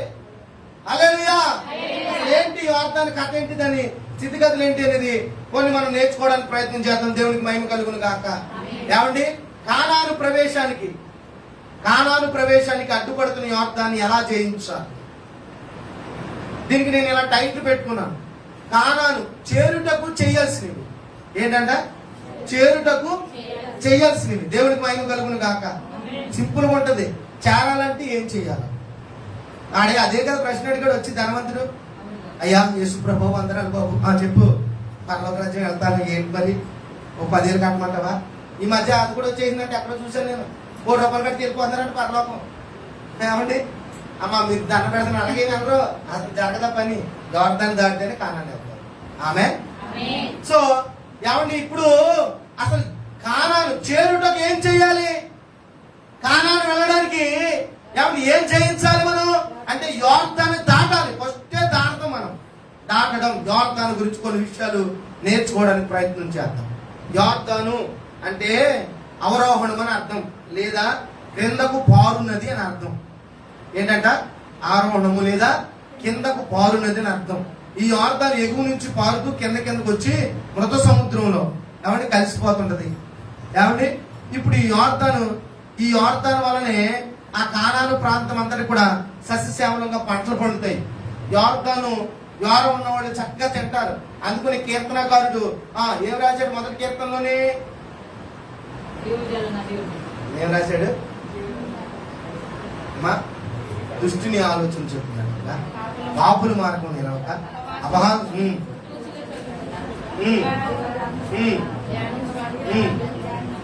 అతడు నీటి కాలువ యోరణ. ఏమండి? అసలు ఏ ఉద్దేశంలో రాశాడో కానీ ఆ యోర అనేది ఈ యోర్దాను ఒడ్డు అనుకుంటా. నీటి కాలువ యోరణ నాటబడినదై అంటే యోర్దాను నది దగ్గర ఉన్నటువంటి ఆ భూభాగం అంతా సస్యశ్యామలం ఉంటది, చాలా పాడి పండుతూ ఉంటది, చాలా బాగుంటది. అందుకునే ఏమండి ఆళ్ళ కాపర్లకి ఈళ్ళ కాపర్లకు వచ్చింది ఏంటది? దెబ్బలాట. ఇద్దరు కాపర్లకు వచ్చింది ఏరా మీ గొర్రెలు ఎక్కువ మా దాంట్లో కలిసిపోయిరా, మా దాంట్లో మేసేద్రని ఈడు మేసేద్రని వీళ్ళిద్దరైనప్పటికీ ఏమండి అంతగానే వచ్చేసాడు కొడుకు. మరి నాన్నగారు మరి ఏంటి వెళ్ళేలుగా అని అనగానే, రే బేటా మనం సమాధానం కలిగి ఉండాలి. ఏమన్నాడు అబ్రహాము? మనం సమాధానం కలిగి ఉండాలి. ఒక కుటుంబీకులు మనం, ఒక ఇంట్లో వాళ్ళు మనం. ఏంటి ఆ సెంటు భూమి కొరకు ఏంటి తగాదాడుతున్నాం? ఒక అడుగు జరిగితే ఏమైంది, కొంచెం గోడ కడితే ఏమైంది, కొంచెం కంచి జరిగితే ఏమైంది? ఎందుకురా గొడవలేని? ఎందుకురా? నీకు ఏది కావుగా తీసుకో. నీకు నాకు సమాధానం ఉండాలి. దేవునికి మహిమ కలుగును కాక. క్రైస్తవులుగా ఏమన్నా మనకి భూములు, పంటలు, పొలాలు, ఆస్తులు ఉంటే మన పక్కన ఉన్న అన్నయ్య తమ్ముడు ఓ సెంటు కోసం ఎగబడి ఇంకో దానికోసం ఎగబడితే నీవు లోతులా ఎప్పుడు ఆలోచించొద్దు, అబ్రహాములు ఆలోచించు. పోతే ఒక అడుగు పోతే ఏంటి? పరలోక రాజ్యంలో నువ్వు ఉంటావు. ఆమేన్. ఒక అడుగు పోతే, ఓ సెంటు పోతే దానికోసమే కదా ఈరోజు ఒక భూమి కోసం. నేను మా ప్రాంతంలో నర్సీపట్నం ప్రాంతంలోని జడ్పీటీసీని 9 ఎకరాల పొలం ఏజెన్సీలో కొనుక్కున్నాడు ఆయన. ఆ పొలం విషయంలో ఆ ప్రాంతస్తులు ఏమన్నా మీకు చెందదనంటే ఆయన పొలాన్ని ఆయన చూసుకుంటూ వెళ్తే చేలోకి వెళ్ళిన నీళ్ళు నరికేశారు,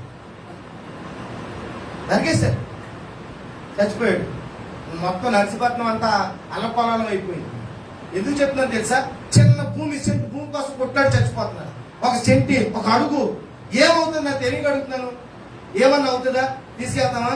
అందుకే భక్తులు రాశారు, మెడలు మిద్దులు మేలకు సరుకులు పడై కనబడునే, నిజముగా పడై కనబడునే.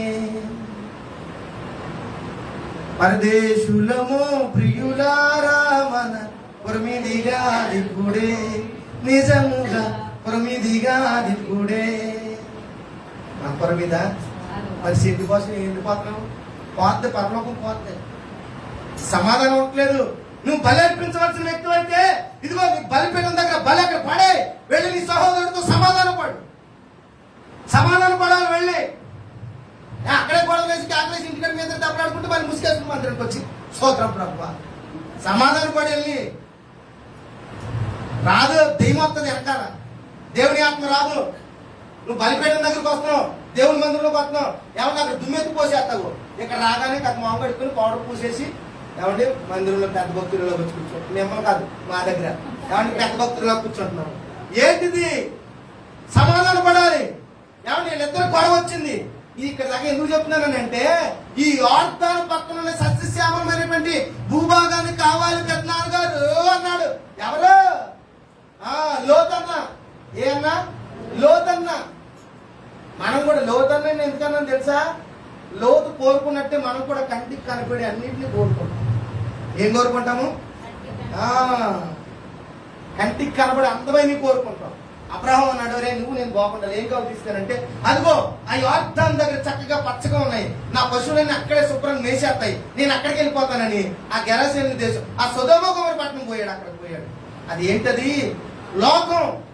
బలిపీఠాన్ని విడిచిపెట్టి, ఎవరి బంధుత్వాన్ని విడిచిపెట్టి, దైవ ప్రార్థన విడిచిపెట్టి, సహవాసాన్ని విడిచిపెట్టి, ఏమండి ఆత్మీయతను విడిచిపెట్టి, సుందరంగా కనబడుతుంది, అందరంగా కనబడుతుంది, మంచిగా కట్టారు. ఏమండి అక్కడ డబ్బులు కూడా ఎట్టారు. ఏంటది? కీబోర్డ్ ఆర్కెస్ట్రా కూడా పెడుతున్నారు, లైటింగ్ వెనకాల బాగుందంట, బ్యాక్గ్రౌండ్ బాగా వేశారంట, మొత్తం కోట్ వేసుకుని వచ్చి చెప్తున్నాడు ఆయన, లేకపోతే సూట్ వేసుకుని కనబడే యోర్దాను అనేటువంటి సస్యశ్యామలంగా కనబడే ప్రదేశాల వైపు వెళ్ళొద్దు. ఎక్కడ ఉపదేశం ఉందో, ఎక్కడ బలిపీఠం ఉందో, ఎక్కడ సహవాసం ఉందో, ఎక్కడ ఆత్మీయులు ఉన్నారు, ఎక్కడ ఆత్మ కలిగిన వాళ్ళు ఉన్నారు, అక్కడ నిలబడాలి. హల్లెలూయా. అది కావాలి మనకి. వెళ్ళిపోయాడు. ఈ కథ అంతా ఎందుకు చెప్పుకొచ్చానంటే యోర్దాను అంత పవర్ఫుల్ ప్లేస్. ఏమండి 2 గోత్రాల వాళ్ళు, అయ్యా నేను యోర్దాను దాటలేం కానీ మోసే గారు చిన్న రికమెండేషన్ లెటర్ ఇవ్వండి, మా అత్త గోత్రాలకి ఇక్కడ ఇచ్చేస్తావా? తీసేసుకుంటారా? మీరు అంత కరమైనప్పుడు ఏం చేస్తావు? తీసేసుకోండి అని ఇచ్చేసి. కొంతమందికి అదో రకం. లోతు ఏమండి లోతు కూడా అదే నేను కూడా అదే కోరుకున్నాడు. ఏమండి ఈ యోర్దాను చాలా ప్రత్యేకమైంది. కొన్ని మాటలు చెప్తాను. యోర్దాను గురించి ఇంకో మాట చెప్పనా? యోర్దాను 3 సార్లు ఆరిన నేలగా మార్చబడింది. ఎన్నిసార్లు? 6. 3 అమ్మ. 3 సార్లు ఆరిన నేల అంటే పాయలుగా చేర్చబడింది. ఎన్నిసార్లు? 3 సార్లు. మొట్టమొదటిసారి వేళ్ళు వెళ్ళినప్పుడు, రెండోసారి బాగా చెప్పారు, చప్పలు పట్టుకొచ్చారు. అమ్మగారికి దేవునికి మహిమ కలుగును కాక. రెండోసారి ఏమంటే రోషం కలిగిన ఆత్మ కలిగిన ఏలి వెళ్ళినప్పుడు. ఏమంటే మూడోసారి చెప్పండి, అదే ఎలీషా. దేవునికి మహిమ కలుగును కాక. మళ్ళీ వెళ్ళాడు కదా, ఈయన రావాలి కదా. ఎలీషా సేవ జీవిత ప్రారంభము యోర్దాను చేరడం ద్వారా ఆయన సేవ ప్రారంభమైంది. దేవునికి మహిమ కలుగును గాక. యెహోషువ నాయకత్వ సేవ ప్రారంభము యోర్దాను చేరడం ద్వారా నాయకత్వం ప్రారంభమైంది. ఒక సేవ ప్రారంభం అవ్వాలన్నా, ఒక నాయకత్వం ప్రారంభం అవ్వాలన్నా ఏమండి చేర్చబడాలి. అడ్డుపడుతున్నాయన్నీ చీల్చుకుని ముందుకు వెళ్ళగలిగిన వాడే సేవకుడైనా, నాయకుడైనా, ఏమండి యాజకుడైనా, ప్రవక్త అయినా. సేవలోకి రాగానే మొట్టమొదటి ఇయే ఎదురవుతాయి. మాకు ఏంటయ్యి? ఎదురవుతాయి. వాటిని చేర్చలేక మేం చీలిపోతూ, ఏంటంట వాటిని చేర్చలేక మేం చీలిపోతూ అంటే దాని అర్థం ఏంటి తెలుసా? 2 అంచుల వాడిగల కక్కమది. ఏమంటే దానికన్నా పొదునుకుంటుందని. 2 అంచులు ఉంటాయి, దానికి ఎంత పొదును ఉంటుందో దీనికి అంతకన్నా పొదును ఉంటుందని. ఒక పక్క నరుకుతున్నప్పుడు మీకు తెగుతూ, తేడా వస్తే మాకు తెగుతుంది. అర్థమైందా? మీకేమో ఒక తీర్పే ఉంది, ఒక ఆమె ఉంది, మాస్టర్ గారు మన పక్కనే కూర్చుని అన్నం తినాలి, మనతోనే కలిసి ఉండాలి, మనతోనే చేయాలని అంది. నాకు అనిపించింది నాకు వచ్చే రెండో తీర్పు కూడా నువ్వు పొందుకుంటావని అడగరండి. రా మరి ఆ రెండో తీర్పులోకి రా. రాత్రి అంతా మరి మీ కొరకు ప్రార్థన చేయాలి, కన్నీళ్ళు కలిసి రా, నిద్ర మానేసి రా, మరి మీకోసం ఉపవాసం ఉన్నారు రా, పక్క వచ్చి ఉపవాసం ముందు మీ దెయ్యాలు ఎలగొట్టినప్పుడు మా మీద కొత్త రా, నువ్వు నిలబడి వచ్చి మధ్యలో నిలబడి వచ్చి సేవకులు అంటే ఈరోజు అలాగ అయిపోయిందమ్మా. మాతోనే ఉండాలి, మాతోనే తిరగాలి. కాదు, మీతోనే తిరుగుతాంలే, మీతోనే ఉంటాయి. ఎక్కడికి వెళ్తాం? మేము ఎక్కడికి వెళ్తాము? ఎక్కడికి వెళ్ళాం, మేము ఉంటాం. కాకపోతే మీరు కోరిక కూడా మంచిదే, కాకపోతే మరీ అంత చీప్గా చూడద్దే. ఆమె అర్థమైందా? కొన్ని చూడాలనుకుంటే మాకు రెండు తీర్పులు ఉంటాయి కదా, ఒకటి బంపర్ ఆఫర్ మీకు ఇచ్చి అతను తీసుకోండి, క్రిస్మస్ ఆఫర్ తీసేసుకోండి.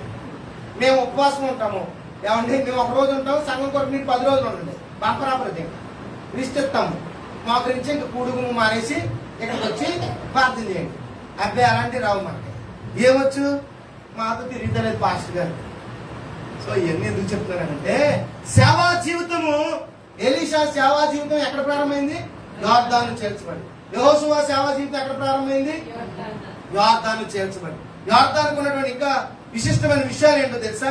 అసలు సాక్షాత్తు ఏమండి యేసుక్రీస్తు వారు, దేవుని కుమారుడైనటువంటి ఏమండి మహిమ స్వరూపి, ప్రేమ స్వరూపి, అద్వితీయుడు, ఏమండి దేవుని కుడిపార్శ్వమందు నిత్యము గాన ప్రతిగానాలతో స్తుతులందునటువంటి దేవుడు, ఏమండి ఆయన ఈ భూమి మీదకి మానవ ప్రత్యక్షతలో వచ్చి యోర్దాను నదిలో బాప్తిసం పొందారు. దేవునికి మహిమ కలుగును గాక. యేసుక్రీస్తు వారి సేవా ప్రారంభం కూడా యోర్దాను నుంచి బయటకు వచ్చిన తర్వాత జరిగింది. దేవునికి మహిమ కలుగును గాక. అంత చరిత్ర ఉంది యోర్దానికి. ఇంకో చరిత్ర చెప్పనా? ఏమండి ఈ యోర్దాను మునిగితే స్వస్థత, అవునా కదా? ఒక ఆయన వచ్చాడు, ముక్త మునిగితా ఏదో సువార్త చెప్పింది అనుకో, అయ్యా మా పాస్టర్ ప్రార్థన ఎందుకు తగ్గుతుంది, మరి ఆ దేశంలో ఎన్నాళ్ళ కప్పుకుంటూ తిరుగుతావు, కప్పు కొట్టుకుంటానే, డబ్బు ఉంది నీ దగ్గర, పదం ఉంది నీ దగ్గర, ఆస్తి ఉంది నీ దగ్గర, కానీ జబ్బు ఉంది నీ దగ్గర. ఏమంటే డబ్బు ఉంది, జబ్బు ఉంది నీ దగ్గర, ఎన్నాళ్ళు డబ్బులు కాకపోయి కప్పుకుంటూ తిరుగుతావు బాబా, వెళ్ళి మా దేశంలో పాస్టర్ గారు ఉన్నాడని పంపించింది. మనవాడు రథం మీద మూటలు వేసుకొచ్చేసాడు. ఏం వేసుకొచ్చాడు? మూటలో. చాలా మందికి సేవకులు అంటే ఏదో మనం ఇచ్చే కవర్ ఇచ్చేస్తే లొంగిపోతారు. ఏమండి లొంగిపోతారు. బిలాం కాదు ఇక్కడ, ఎవరో బిలాం టైప్ కాదు. నేను మొన్న బిలాము బారాక ఏ పేరు చెప్పండి, ఏంటది? బాలాకేనా? బిలాము బాలాకు రెండు పేర్లు బాగున్నాయని అలా ఆలోచన చేస్తే దేవుడు ఒక కొటేషన్ ఇచ్చాడు. ఏమండి ఈ ఏంటంట బాలాకేనా మిమ్మల్ని పెట్టుకుని ఎంత మొత్తం నన్ను ముంచేసేలాగా ఉన్నారు. నేను చూసుకుంటాను.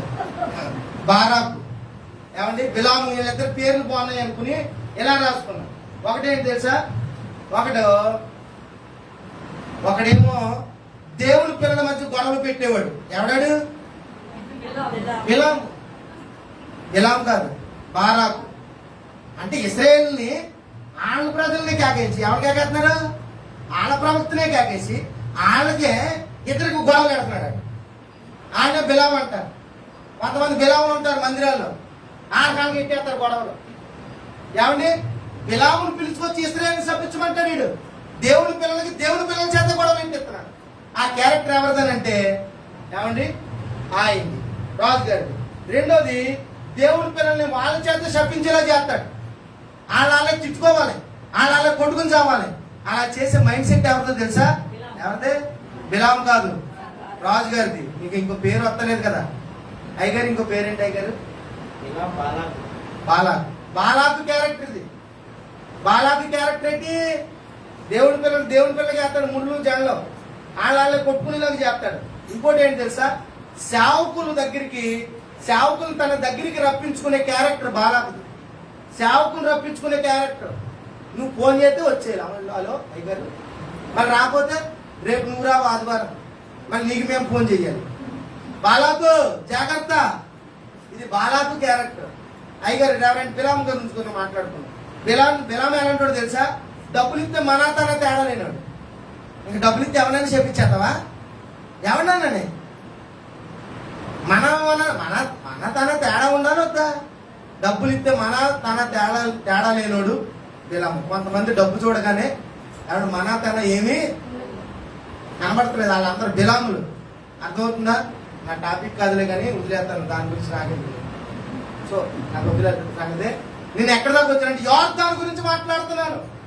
యోర్దాను చాలా ప్రత్యేకమైనది, సస్యశ్యామలమైనది. ఏమన్నా లోతు కోరుకున్న ప్రాంతము. మొట్టమొదటిగా ఆ లోతు కోరుకున్నటువంటి ప్రాంతము అదే మొట్టమొదటిగా మనకి యోర్దాను ప్రస్తావన అక్కడ కనబడుతుంది. ఏమండి, తర్వాత 3 సార్లు ఆర్డినరీగా మార్చబడిన ప్రాంతము, తర్వాత యేసుక్రీస్తు బాప్తిసం పొందిన ప్రాంతము, తర్వాత ఈ యొక్క యోర్దాను స్వస్థత. నయమాన్ అనేటువంటి ఒక వ్యక్తి ఏమండి ఆ దేశం నుంచి చిన్న దేశం వార్త చెప్తే దేశానికి వచ్చి ఏమండి రాగానే ఎలీషా రా నా బాబా చేతులెత్తి నూనె పోసేసి ఏదో ప్రార్థన చేస్తున్నాడు, అక్కడ ఊహించుకున్నాడు. నేను ఎలాగైనా పాస్టర్ గారు గబగబ గేట్ తీసుకుని వస్తాడు, నా ప్రియకుమారుడు అని కబులించుకుంటాడు, ఆయన ప్రార్థన చేస్తారు తగ్గిపోతాను. అలాంటి సెక్షన్లు ఏముండవు. చాలా మంది ఆ కాన్సెప్ట్ తోనే పాస్టర్ గారు ఇలా చేసేస్తే మమ్మల్ని అలా చేయరు. ఏ క్రమంలో వెళ్ళాలో ఆ క్రమంలో వెళ్ళాలి. దేవునికి మహిమ కలుగును కాక. ఏమంటే నాకు అనిపించింది అసలు ఎలీషా గుమ్మాలోంచే మరే ఆయన వెళ్ళిపోయి యోర్దాను 7 సార్లు మొరగమని అన్నాడంట. వచ్చినోడికి వచ్చేసింది. ఏంటంటది బాగానే వచ్చి మీకు పడింది. వచ్చినోడికి వచ్చేసింది. అక్కడే పాపం ప్రశ్న ఆడిపోతుంది. ఎలా మన దేశంలో నదులు లేవా, అక్కడ మురుగుదల లేదా, ఇక్కడ క్యాకేసి ఏం తెలుసాడు చెప్తాడు మనకి. అక్కడ కూర్చోమంటాడండి మనం ఎవరు, మన స్కాడర్ ఏంటి, మన పొజిషన్ ఏంటి, అక్కడేసినట్టు కూర్చి బలిపేట మీద ఏ కదా, లేదా బలిపేట వెనకాల ఏ గోడ మీద అక్కడ కూర్చునేవాడు కదా. కొంతమంది పదవులు కోరుకుంటారు. ఏం కోరుకుంటారమ్మా? పదవి కావాలి వాళ్ళకి. పదవి లేకపోతే మందిరానికి రాదు.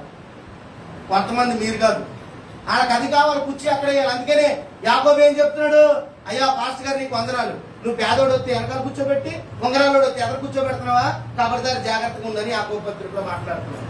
ఏమంటే ఈ విషయాలు మీకు ఎందుకు గుర్చేస్తానంటే, వచ్చినోడు ఈ మాట ఎందుకంటే యోర్దాను స్వస్థత ఉందని ఎలీషా చెప్పాడు.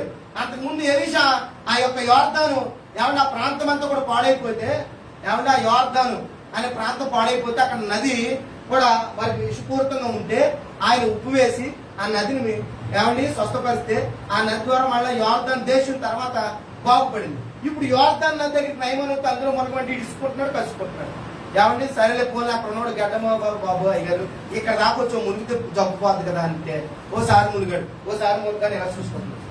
అలాగా అంటే ఓసారి మోకరించి ప్రార్థన చేయలేమంటే నువ్వు ఇక్కడ ఆమెను అనేటప్పటికే నీ ఇంటికి కాలు వచ్చేయాలి, ఇక్కడ ఆమెను అనేటప్పుడు నీ ఇంటికి మోకలు వచ్చేయాలి. ఆమెను అనేటప్పటికి ఏమైపోవాలి, స్వస్థత దిగిపోవాలి. దిగపోతే ఇక్కడ రావు. ఓసారి మునిగాడు పని అవలే, ఏరా ఏంటి బాబు, 2 సార్లు మళ్ళీ మునిగాడు అవలే, 3వ మునిగాడు అవలే, మురుగుతున్నాడు చూసుకుంటున్నాడు. ఆఖరికి ఇంక సెరకు వచ్చింది 6 సార్లు మునిగాడు, పని అవ్వలేదు. ఏమరా ఏంటి కనమేంటి మనకి, అది పరిస్థితి ఏంటి, మనం ఏంటి, మన హోదా ఏంటి, మన పరిస్థితి ఏంటి, ఏదో ఏమండి ఏంటంట ఏదో యేసు ప్రభుని నమ్ముకున్నామని ఏదో ప్రార్థనగా వస్తే ఏంటిది అని గించుకుంటున్నాడు అక్కడ. అప్పుడు ఆయన అన్నాడు, ఇన్నిసార్లు మునిగావు కదా, చివరిసారి ఒక్కసారి మునగరాదు అని అంటే, చివరిసారి మునిగినప్పుడు ఏమైందంట ఏమండి తన రోగం నయమైపోయింది. దేవునికి మహిమ కలుగును గాక. హల్లెలూయా. ఎక్కడ జరిగింది ఇది? యోర్దానులోనే జరిగింది. ఎక్కడ జరిగింది? యోర్దానులోనే జరిగింది. ఈ మాటలు మీకు ఎందుకు గుర్తు చేస్తానంటే యోర్దాను గురించి మీకు గుర్తుంటదని. ఏముంటదని? గుర్తుంటదని. మనం కానానులోకి వెళ్ళడానికి అడ్డుపడుతున్న యోర్దాను నదిని దాటాలి. ఆమేన్. ఏ నదిని దాటాలి? యోర్దాను అనే నదిని దాటాలి. ఈ యోర్దానికి అంత చరిత్ర ఉందని మీకు గుర్తు చేశాను. దేవుడికి మహిమ కలుగును గాక. ఇకపోతే 3వ అధ్యాయంలోకి మీరు చదువుకోండి. 3వ అధ్యాయం మొత్తం 17 వచనాలు ఉన్నాయి. యోర్దాను ఎలా దాటాలి, యోర్దాను దాటుటకు చేయవలసిన 3 పనులేంటి. కానాను కోరుకున్న వ్యక్తి, కానానులో ఉండాలనుకున్న వ్యక్తి మొట్టమొదటిగా యోర్దాను నదిని దాటాలి. యోర్దాను నదిని దాటాలని అంటే ఏం చేస్తే మనం యోర్దాను దాటాము, ఎలా యోర్దాను దాటాము? ఇప్పటికే యోర్దాను ఎగువ నుంచి చాలా విపరీతంగా పారుతుంది. అది పంట కాలం, మనకు వర్షాకాలం నదులు ఎలా పొంగుతాయో వాళ్ళకు కూడా అదే కాలము. ఆ యోర్దాను నది వల్లనే ఆ భూభాగం అంతా చక్కగా పండుతూ ఉంటది. ఇప్పుడు ఉద్రిక్తంగా ఉంది. ఏంటది? యోర్దాను నది ఎలాగుందంట చెప్పాలి. ఎలాగుంది? మంచి ఫోర్స్ మీద వచ్చేస్తుంది. పైనుంచి కిందకి, పైనుంచి వస్తుంది కిందకి. ఎక్కడి నుంచి? పైనుంచి ఇలా కిందకి వస్తుంది. అలాంటి సిచ్యువేషన్ వాళ్ళకి ఎదురైనప్పుడు ఇలాంటి ఉద్రిక్తంగా ఉన్నటువంటి యోర్దాను ఎవరు ఒకవేళ అందులో పడితే ఏమైపోతారు? కొట్టుకుని వెళ్ళిపోయేసాను. అందులో వాళ్ళకి వెళ్ళమో ఇంక వెళ్ళిపోతారు, కిందకి వెళ్ళిపోతాం అన్నమాట. అలాంటి పరిస్థితి కళ్ళ ముందు ఎదురైంది. కానానికి వెళ్ళాలని అంటే ఏదో ఈ రోజు పరలోక రాజ్యం వెళ్ళడానికి తేలికనుకుంటారు. సులువు అనుకుంటారు. మార్గం ఏదో మనం ఇప్పటి వరకు నడిచాం, అయిపోతుంది, ఇప్పటి వరకు చేసాం, వెళ్ళిపోతాం. కాదు, దాటాల్సిన యోర్దాన్ని దాటాలి. దేవుడికి మహిమ కలుగును కాక. ఏమండి, ఈ యోర్దాన్ చాలా ఉధృతంగా ఉంది. ఇప్పుడు యోర్దాన్ని దాటడానికి ఏం చేయాలో ఒకసారి చదువుదాం. ఒకసారి ఆ మాట చదువుదాం, ప్రారంభించదాం ఒకసారి. చదవండి, ఎక్కడ వాళ్ళు చదవండి, వాటి చదవాలి. 3వ అధ్యాయం ప్రారంభించాడు. యెహోషువ వేకులు లేచినప్పుడు అతడును ఇశ్రాయేలీయులందరూ షిత్తీము నుండి బయలుదేరి యొర్దానుకు వచ్చి దానిని దాటక మునుపు అక్కడ నిలిచిరి. దాన్ని దాటక మునుపు అక్కడ నిలుచున్నారు. 3 దినములైన తర్వాత నాయకుడు పాలెములో తిరుగుచు నాయకులు జనులకు ఇలాగ ఆజ్ఞాపించారు. నేను చెప్పుకుంటూ వస్తాను. ఇప్పుడు యొర్దాను దాటడం కొరకు ఎవరు యెహోషువ వారిని ఎప్పుడు లేపాడు? ఎప్పుడంట? వేకువజాము. ఎప్పుడు లేపాడు? వేకువజాము లేపాడు. యేసు ప్రభువు టైం టేబుల్ ఒకసారి గుర్తు చేస్తానే. మార్కు సువార్త చదవండి. ఆయన టైం టేబుల్ రాసి ఉంటుంది, 2వ అధ్యాయం అనుకుంటా. ఒకసారి మార్కు సువార్త రాసి ఉంటుంది. నాకు భలే నచ్చింది, నేను రాసుకున్నాను ఆయన టైం టేబుల్.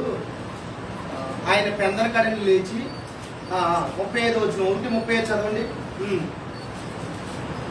ఆయన పెందల కడ లేచి యేసు ప్రభువు ఎప్పుడు లేచారమ్మా? ఇప్పుడు అంతేనా రాసులు బైబిల్లో? ఆయన పెందల కడని లేచి ఇంకను చాలా చీకటి ఉండగానే బయలుదేరి అరణ్య ప్రదేశమునకు వెళ్ళి అక్కడ ప్రార్థన చేశాడు. ఈయన ఎప్పుడు లేచారు యేసు ప్రభువు? చాలా చీకటి ఉండగా పెద్దల కడని లేచి ఎక్కడికి వెళ్ళారు? అరణ్యానికి వెళ్ళి ఏం చేశారు? ప్రార్థన చేశారు. యేసుక్రీస్తు వారి టైం టేబుల్లో పెందల కడ లేచే అనుభవం, అరణ్యానికి వెళ్ళే అనుభవం, అక్కడ ప్రార్థన చేసుకునే అనుభవం ఉంది. దేవునికి మహిమ కలుగును గాక. యెహోషువ ఇశ్రాయేలు ప్రజలు ఏం చేస్తున్నాడు? చాలా పెందల కడనే తీసుకొచ్చేస్తున్నాడు. నాయకుడు ఎప్పుడు కూడా పెందల కడనే ఎప్పుడు ప్రిపేర్డ్ గా ఉండాలి. వేకు అనుభవాలు ఉండాలి. సంఘం కూడా వేకు అనుభవాలు ఉండాలి. పెందల కడని లేచి ప్రార్థన చేసుకున్నాడు. తన కిందగా అతనితో కూడా ఉన్నవారు ఆయనను వెలుగుచు వెళ్ళి ఆయనను కనుగొని అందరూ నన్ను వెలుగుచున్నారు ఆయనతో చెప్పగా ఆయన ఇతర సమీప గ్రామంలో నేను ప్రకటించినట్లు వెలుగురండి. ఎవరు ఇప్పుడు ప్రార్థన చేసుకున్నారు, తెల్లారిపోయింది. ఇప్పుడు యేసు ప్రభువు పగలు ఏం చేస్తున్నారు? సువార్త ప్రకటిస్తూ, దేవుని రాజ్యాన్ని గురించి బోధిస్తూ, అద్భుత కార్యాలు, ఆశ్చర్య కార్యాలు చేస్తూ తిరిగారు.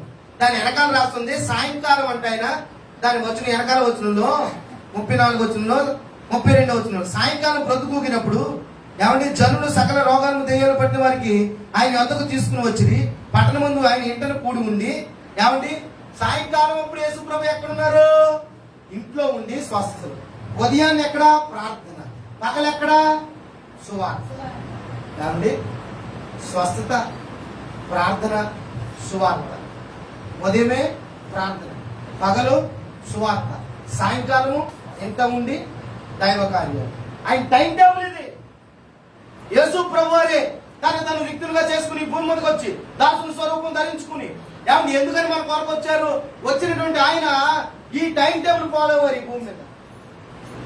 యెహోషువ ఏం చేస్తున్నాడంటే పెందల కడనే లేచి ప్రజలను తీసుకెళ్లి ఏమంటే ఇప్పుడు ఆ యొర్దాను ముందు కూర్చోబెట్టాడు. 3 రోజులు అయిపోయిన తర్వాత పెద్దలందరూ వచ్చి చెప్తున్నటువంటి విషయం ఏంటో తెలుసా? పాలెంలో పెద్దలందరూ వచ్చి మాట్లాడుతున్నారు. చదువమ్మా, చదువు కంటిన్యూ చేయండి. ఎవరో చదవాలి. చదువుతారా?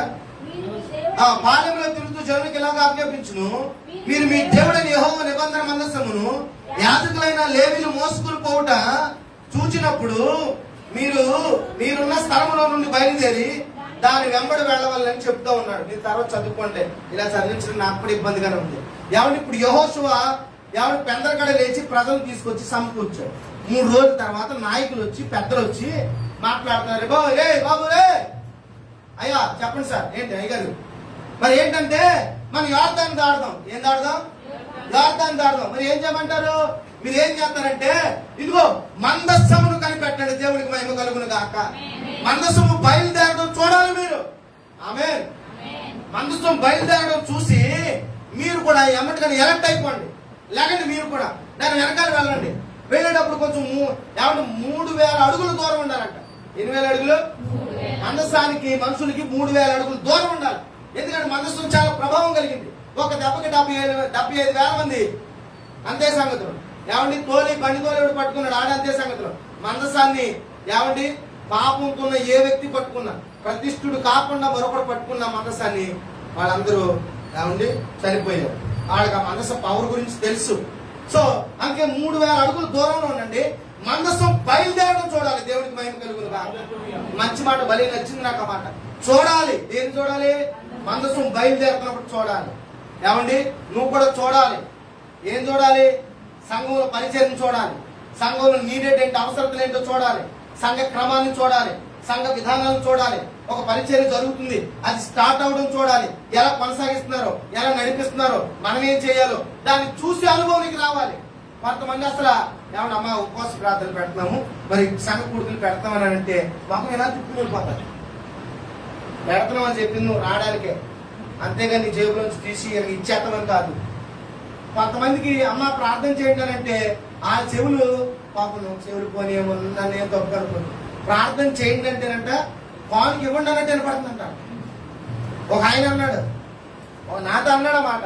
చాలా మంది సేవకులండి ప్రార్థన చేయమని అడుగుతారండి, నేను అనుకుంటాను కానుక ఇవ్వమని అనుకుంటాను అన్నాడు. పాపం వీడికి చెవుడైనా బాగుంది, వీడికి ఎలా వినపడుతుందంట నేను అనుకుంటాను. ఎందుకు చెప్తున్నానంటే చూడాలి. సంఘ విధానాలు, సంఘంలో కార్యక్రమాలు, సంఘంలో జరుగుతున్న ప్రతి ఏర్పాటును నువ్వు చూడాలి. మూమెంట్ అవుతుంది. ఉపవాస ప్రార్థన స్టార్ట్ అయింది, మనం ఏం చేయాలి? చూడాలి. దాన్ని ఏం చేయాలి, మనం ఎలా ఉండాలి, ఎలా నడవాలి, ఎలా సహకరించాలి. మందసం బయలుదేరడం చూడాలి. పరిచర్య జరగడాన్ని నువ్వు చూడాలి, దాన్ని అనుసరించాలి. దేవుడికి మహిమ కలుగును గాక. హల్లెలూయా. సో అసలు నా టాపిక్ అది కాదు.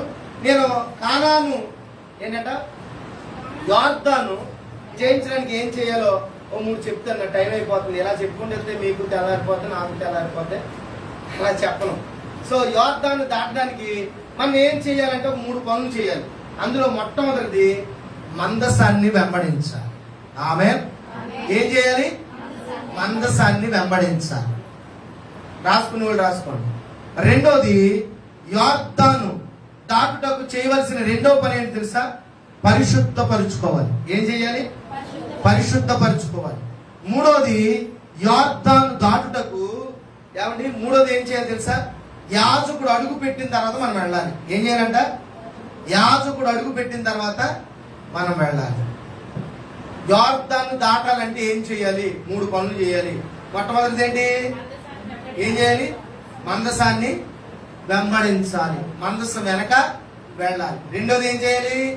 పరిశుద్ధపరచుకోవాలి. మూడోది ఏం చేయాలి? యాజకుడు అడిగి పెట్టిన తర్వాత వెళ్ళాలి. ఈ 3 ప్రసంగాలు.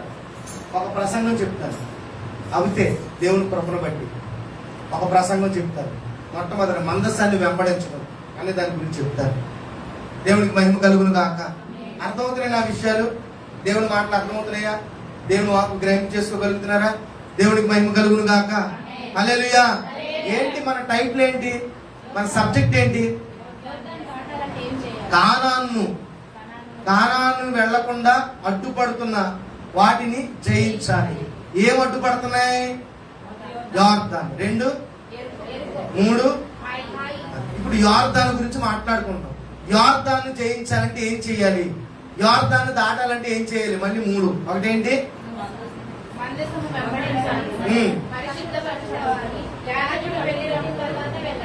ఓకేనా? అర్థమైంది? ఇక్కడ దాకా అర్థమైందా? మళ్ళీ చెప్పనా? వద్దు, అంత త్యాగం మీకు వద్దు. అర్థమైందా? మాటలు అర్థమవుతుందా? సబ్జెక్ట్ నేర్చుకోండి చక్కగా. కానానికి ఈ రోజు చాలా మంది అందరూ పరలోక రాజ్యం వెళ్ళాలని ఆశ ఉంది.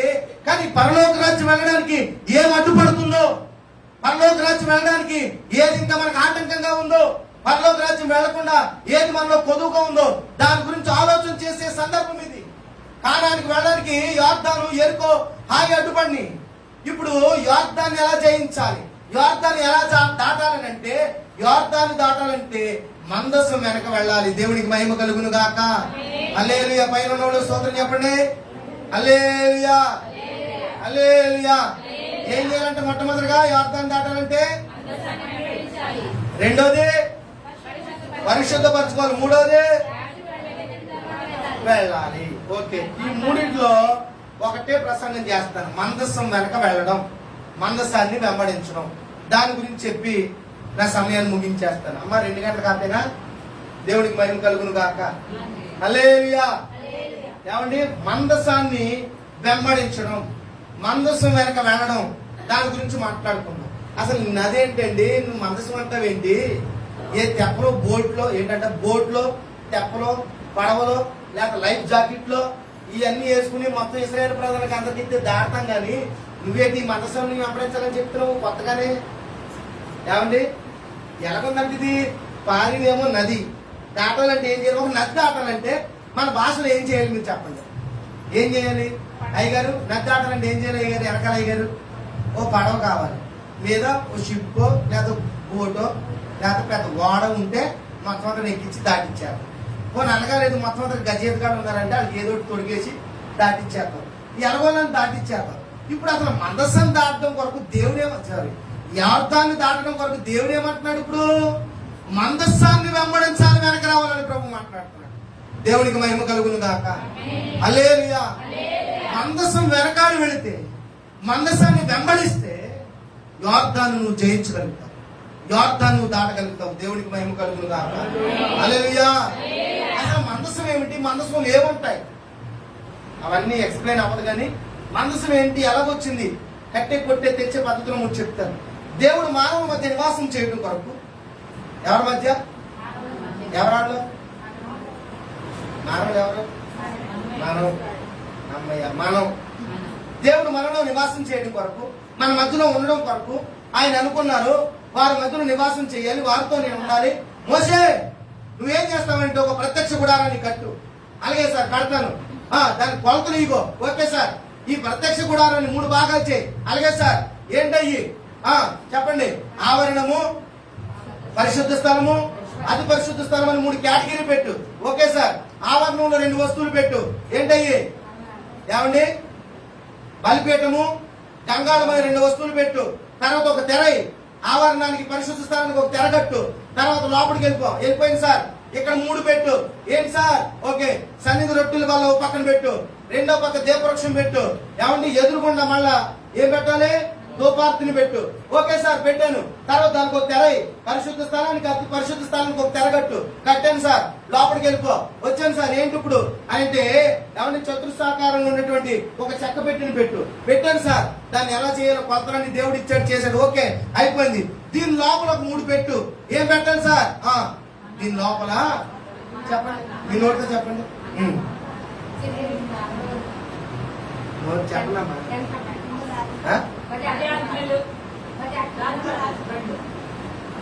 పుట్టినట్టుందండి, పుష్పలాడుకుంటుందండి. పైన వాళ్ళు మీరు చెప్పండి, ఇలా వల్ల ఉండలేదు కానీ వినపడుతుందేమో నాకు. గట్టిగా చెప్పండి. ఏంటంట? ఓకే, అలాగలగలగలగ ఇస్తున్నారు. ఏమున్నాయంటే అందులోని ఆరోని చిగిరించిన కర్ర, ఏమండి అన్నాగల పాత్ర, ఏమండి శాసన పలకలు అందులో 3 పెట్టమన్నారు. పెట్టారు, బానే ఉంది. ఈ బలకి కెరువు, ఏమండి ఏంటి కెరువులు ఉంటే దేవుడు మహిమ అక్కడ దిగుతుంది. ప్రధాన యాజకుడు వస్తాడు, దేవుడు మాటలు అక్కడి నుంచి వినబడతాయి. ఈయన అక్కడ వినేసి బయటకు వచ్చి ప్రజలకు బోధిస్తాడు. అంటే దేవుడు మనుషుల మధ్యలో నివసించడం కొరకు ప్రత్యక్ష గుడారాన్ని, గుడారంలో ఉపకరణాన్ని, అందులో అతి పరిశుద్ధ స్థలాన్ని, అతి పరిశుద్ధ స్థలంలో మందసం అనే దాన్ని ప్రభు నియమించుకుని ఈ మందసం మీదకి దేవుడు మహిమను దించి ఆ మహిమలో దేవుడు మాట్లాడుతున్నాడు. హల్లెలూయా.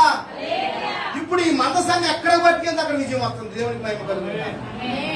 ఇప్పుడు యోర్దాను దాటడానికి మొట్టమొదటి ఆప్షన్ ఏంటో తెలుసా? మందసం వెనకాల వెళ్ళాలి. ఆమేన్. దేని వెనకాల వెళ్ళాలి? మందసం వెనక వెళ్ళాలి. ఏమున్నాయి మందసంలో ఉన్నాయంటే? ఆజ్ఞలు ఉన్నాయి, ఫలింపు ఉంది, జీవం ఉంది. ఏమున్నాయంట? జీవం ఉంది, మాట ఉంది, ఇంకోటి ఏం చెప్పాను? ఫలింపు ఉంది. భక్తి, చిగురించిన కర్ర భక్తికి సాదృశ్యం. మన్నాగల పాత్ర జీవానికి సాదృశ్యం. నేనే జీవాహారం. జీవం ఉండాలి, భక్తి ఉండాలి, వాక్కు ఉండాలి. ఎవరి శాసన పరకల వాక్కుకి సాదృశ్యం. ఇవన్నీ మీకు అర్థం కాబట్టి మందసం అనగా దేవుని వాక్యం అనుకోండి. ఏమనుకోవాలి ఇప్పుడు? దేవుని వాక్యం అనుకోండి. ఒక యోర్దాన్ని దాటాలనంటే ఖచ్చితంగా ఆ వ్యక్తి మందసం వెనక వెళ్ళాలి. దేని వెనక వెళ్ళాలి? మందసం వెనక వెళ్ళాలి.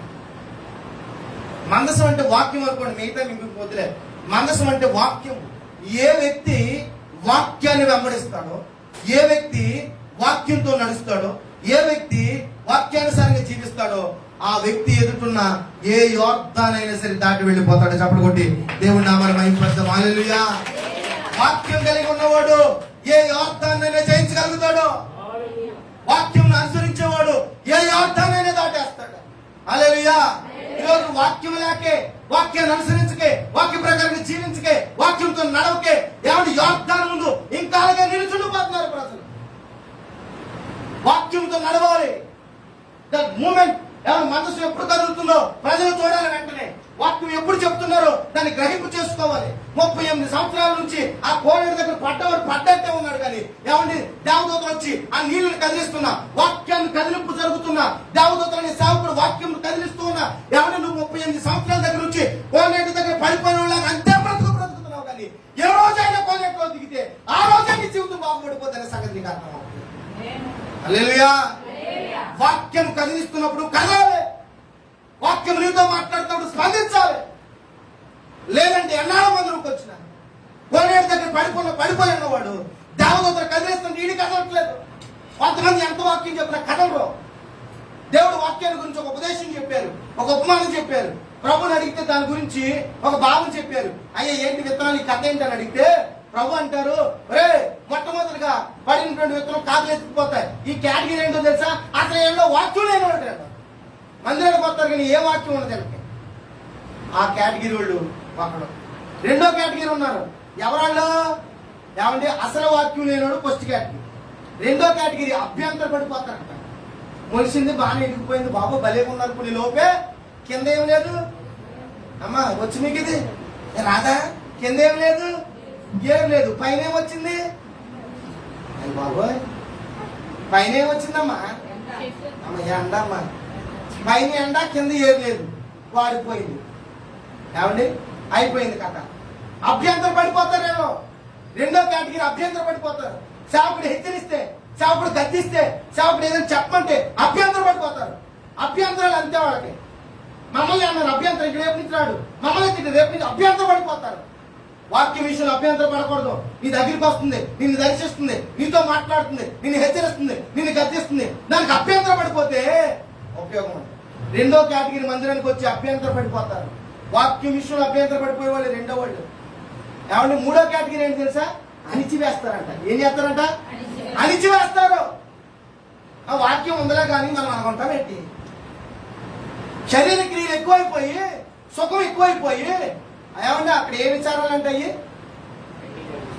విచారాలు ఎక్కువైపోయి, ఇవన్నీ ఎక్కువైపోయి వాక్యం ఉందలే ఇంకా అలా చెప్తే అన్ని జరుగుతాయి ఏంటి? అదే భలే చెప్తున్నారు. అయితే అదే ఇది ఇదే అణిచివేస్తారు వాక్యాన్ని. ఉందలే గాని ఉందలే కూని అలాగే చెప్తాది కానీ అణిచివేస్తున్నంత సేపు వాక్యం నీ జీవితంలో ఫలింపడదు. అభ్యంతర పడుతున్నంత సేపు ఫలింపడదు. అసలు వాక్యం లేనంత సేపు ఫలింపడదు.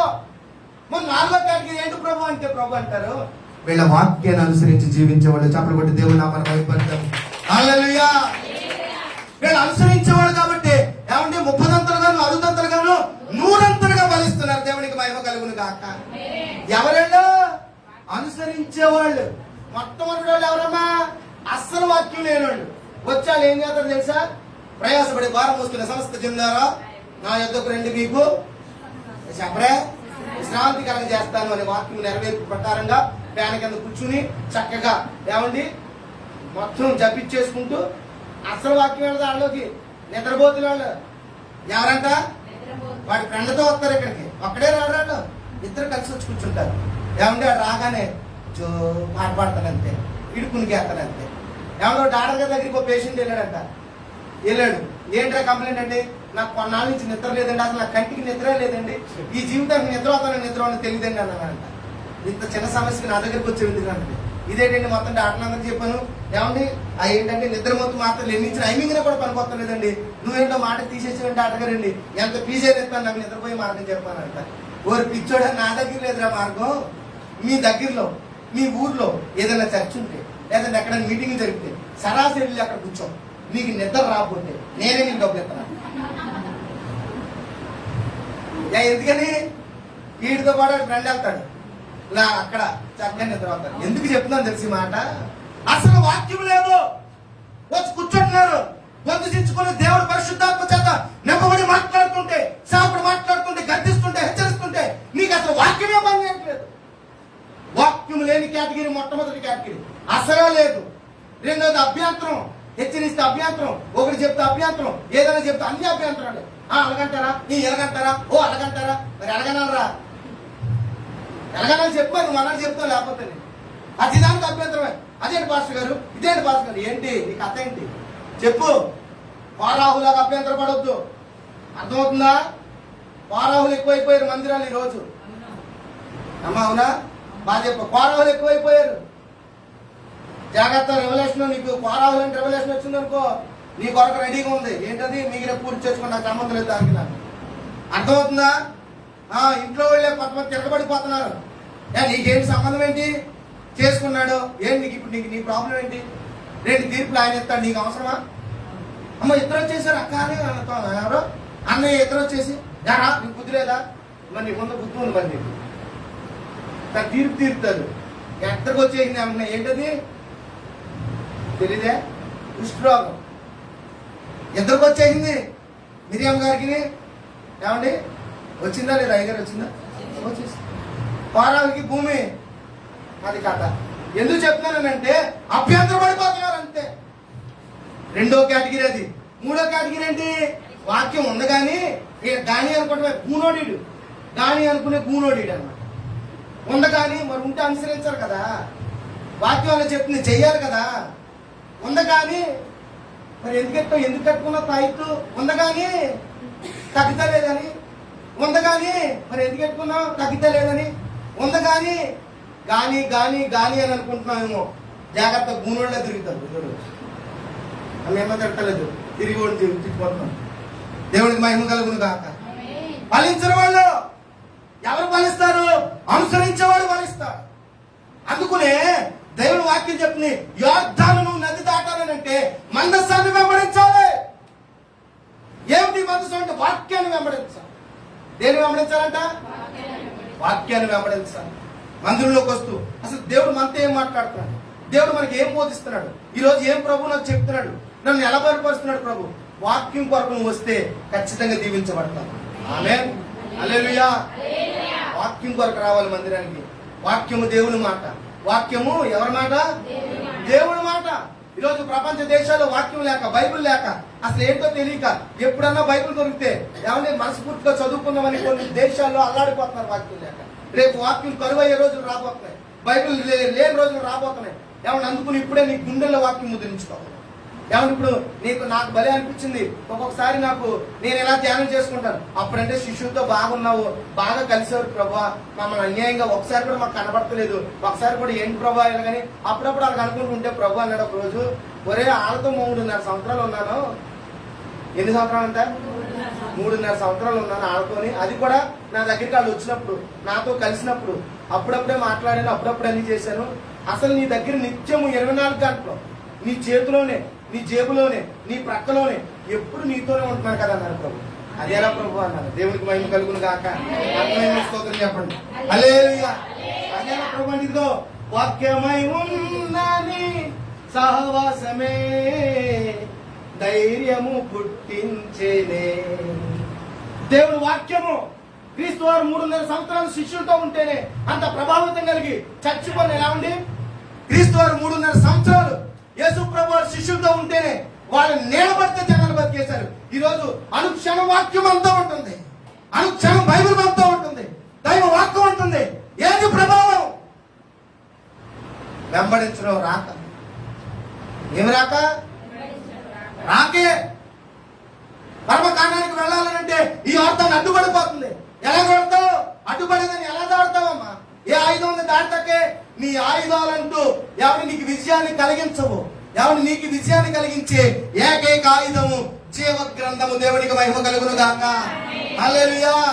మానవాతీతమైన శక్తి చేత దాటలేనివి, పోల్చలేనివి దైవికమైనటువంటి శక్తి చేత పోల్చడానికి దేవుడు వాక్యం ఇచ్చాడు. ఆమేన్.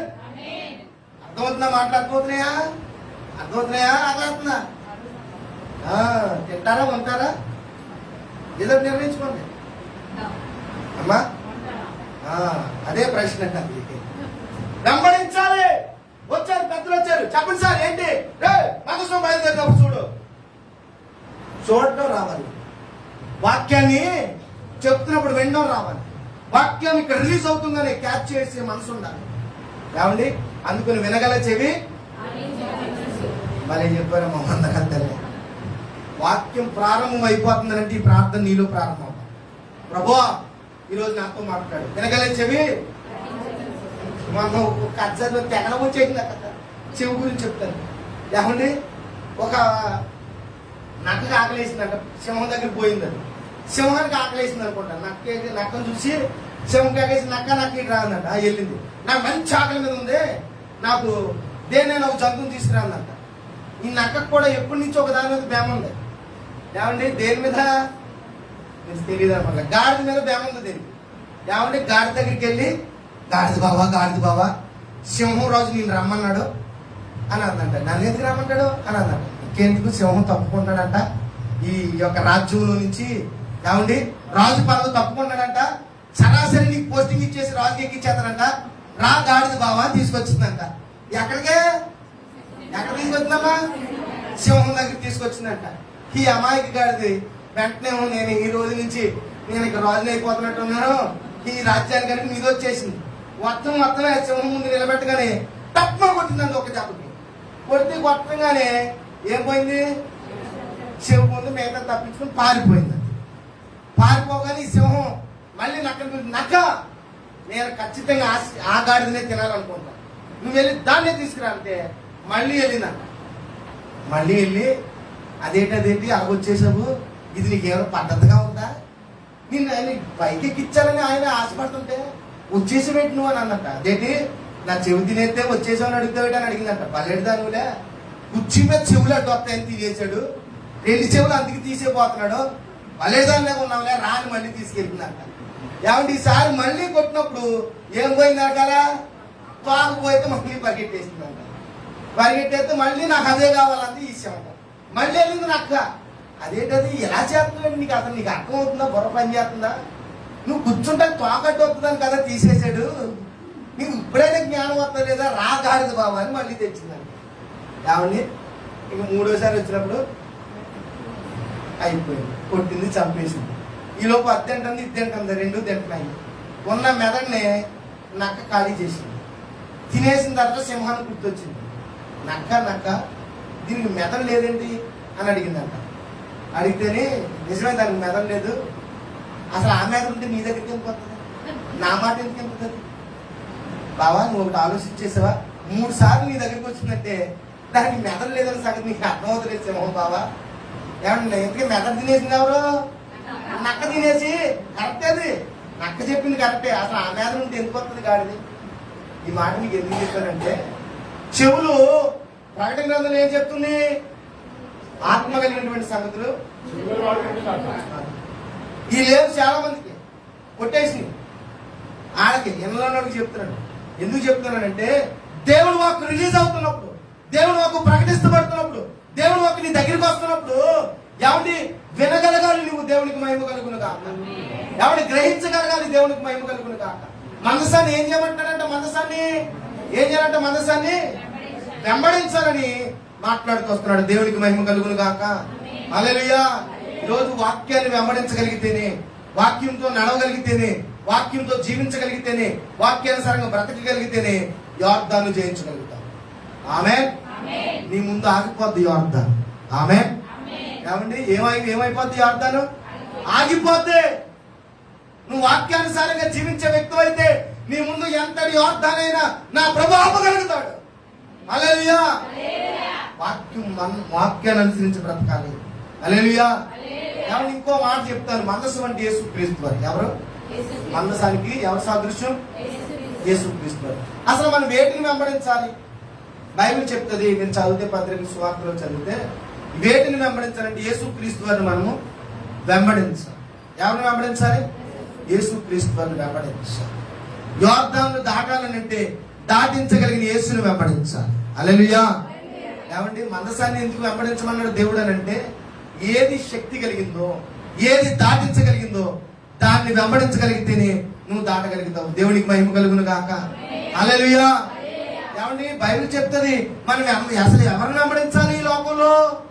యేసు క్రీస్తు వారిని వెంబడించాలి. ఇంకెవరిని వెంబడి వెళ్ళకూడదు. కొంతమంది ఆళ్ళ వెంట పోతారు, ఏళ్ళ వెంట పోతారు, రకరకాల వెంట బ్యాచ్లు వచ్చినాయి. ఇప్పుడు ఏమొచ్చినాక ఎవరిని విమర్శించట్లేదు, అంత పని కూడా నాకు లేదు, అసలు ఆడ కథ కూడా నాకు అవసరం లేదు. బ్యాచ్లు వచ్చినాయి. మేము ఆయన తాలూకా, మేము ఏంటి ఆళ్ళ వెంబడిస్తున్నాం. ఎవరిని వెంబడిస్తున్నాం? దేవునికి రావాల్సిన మహిమ ఏ మనుషుడికి ఇస్తున్నాం? ఈరోజు మనుషుల్ని వెంబడించకూడదు.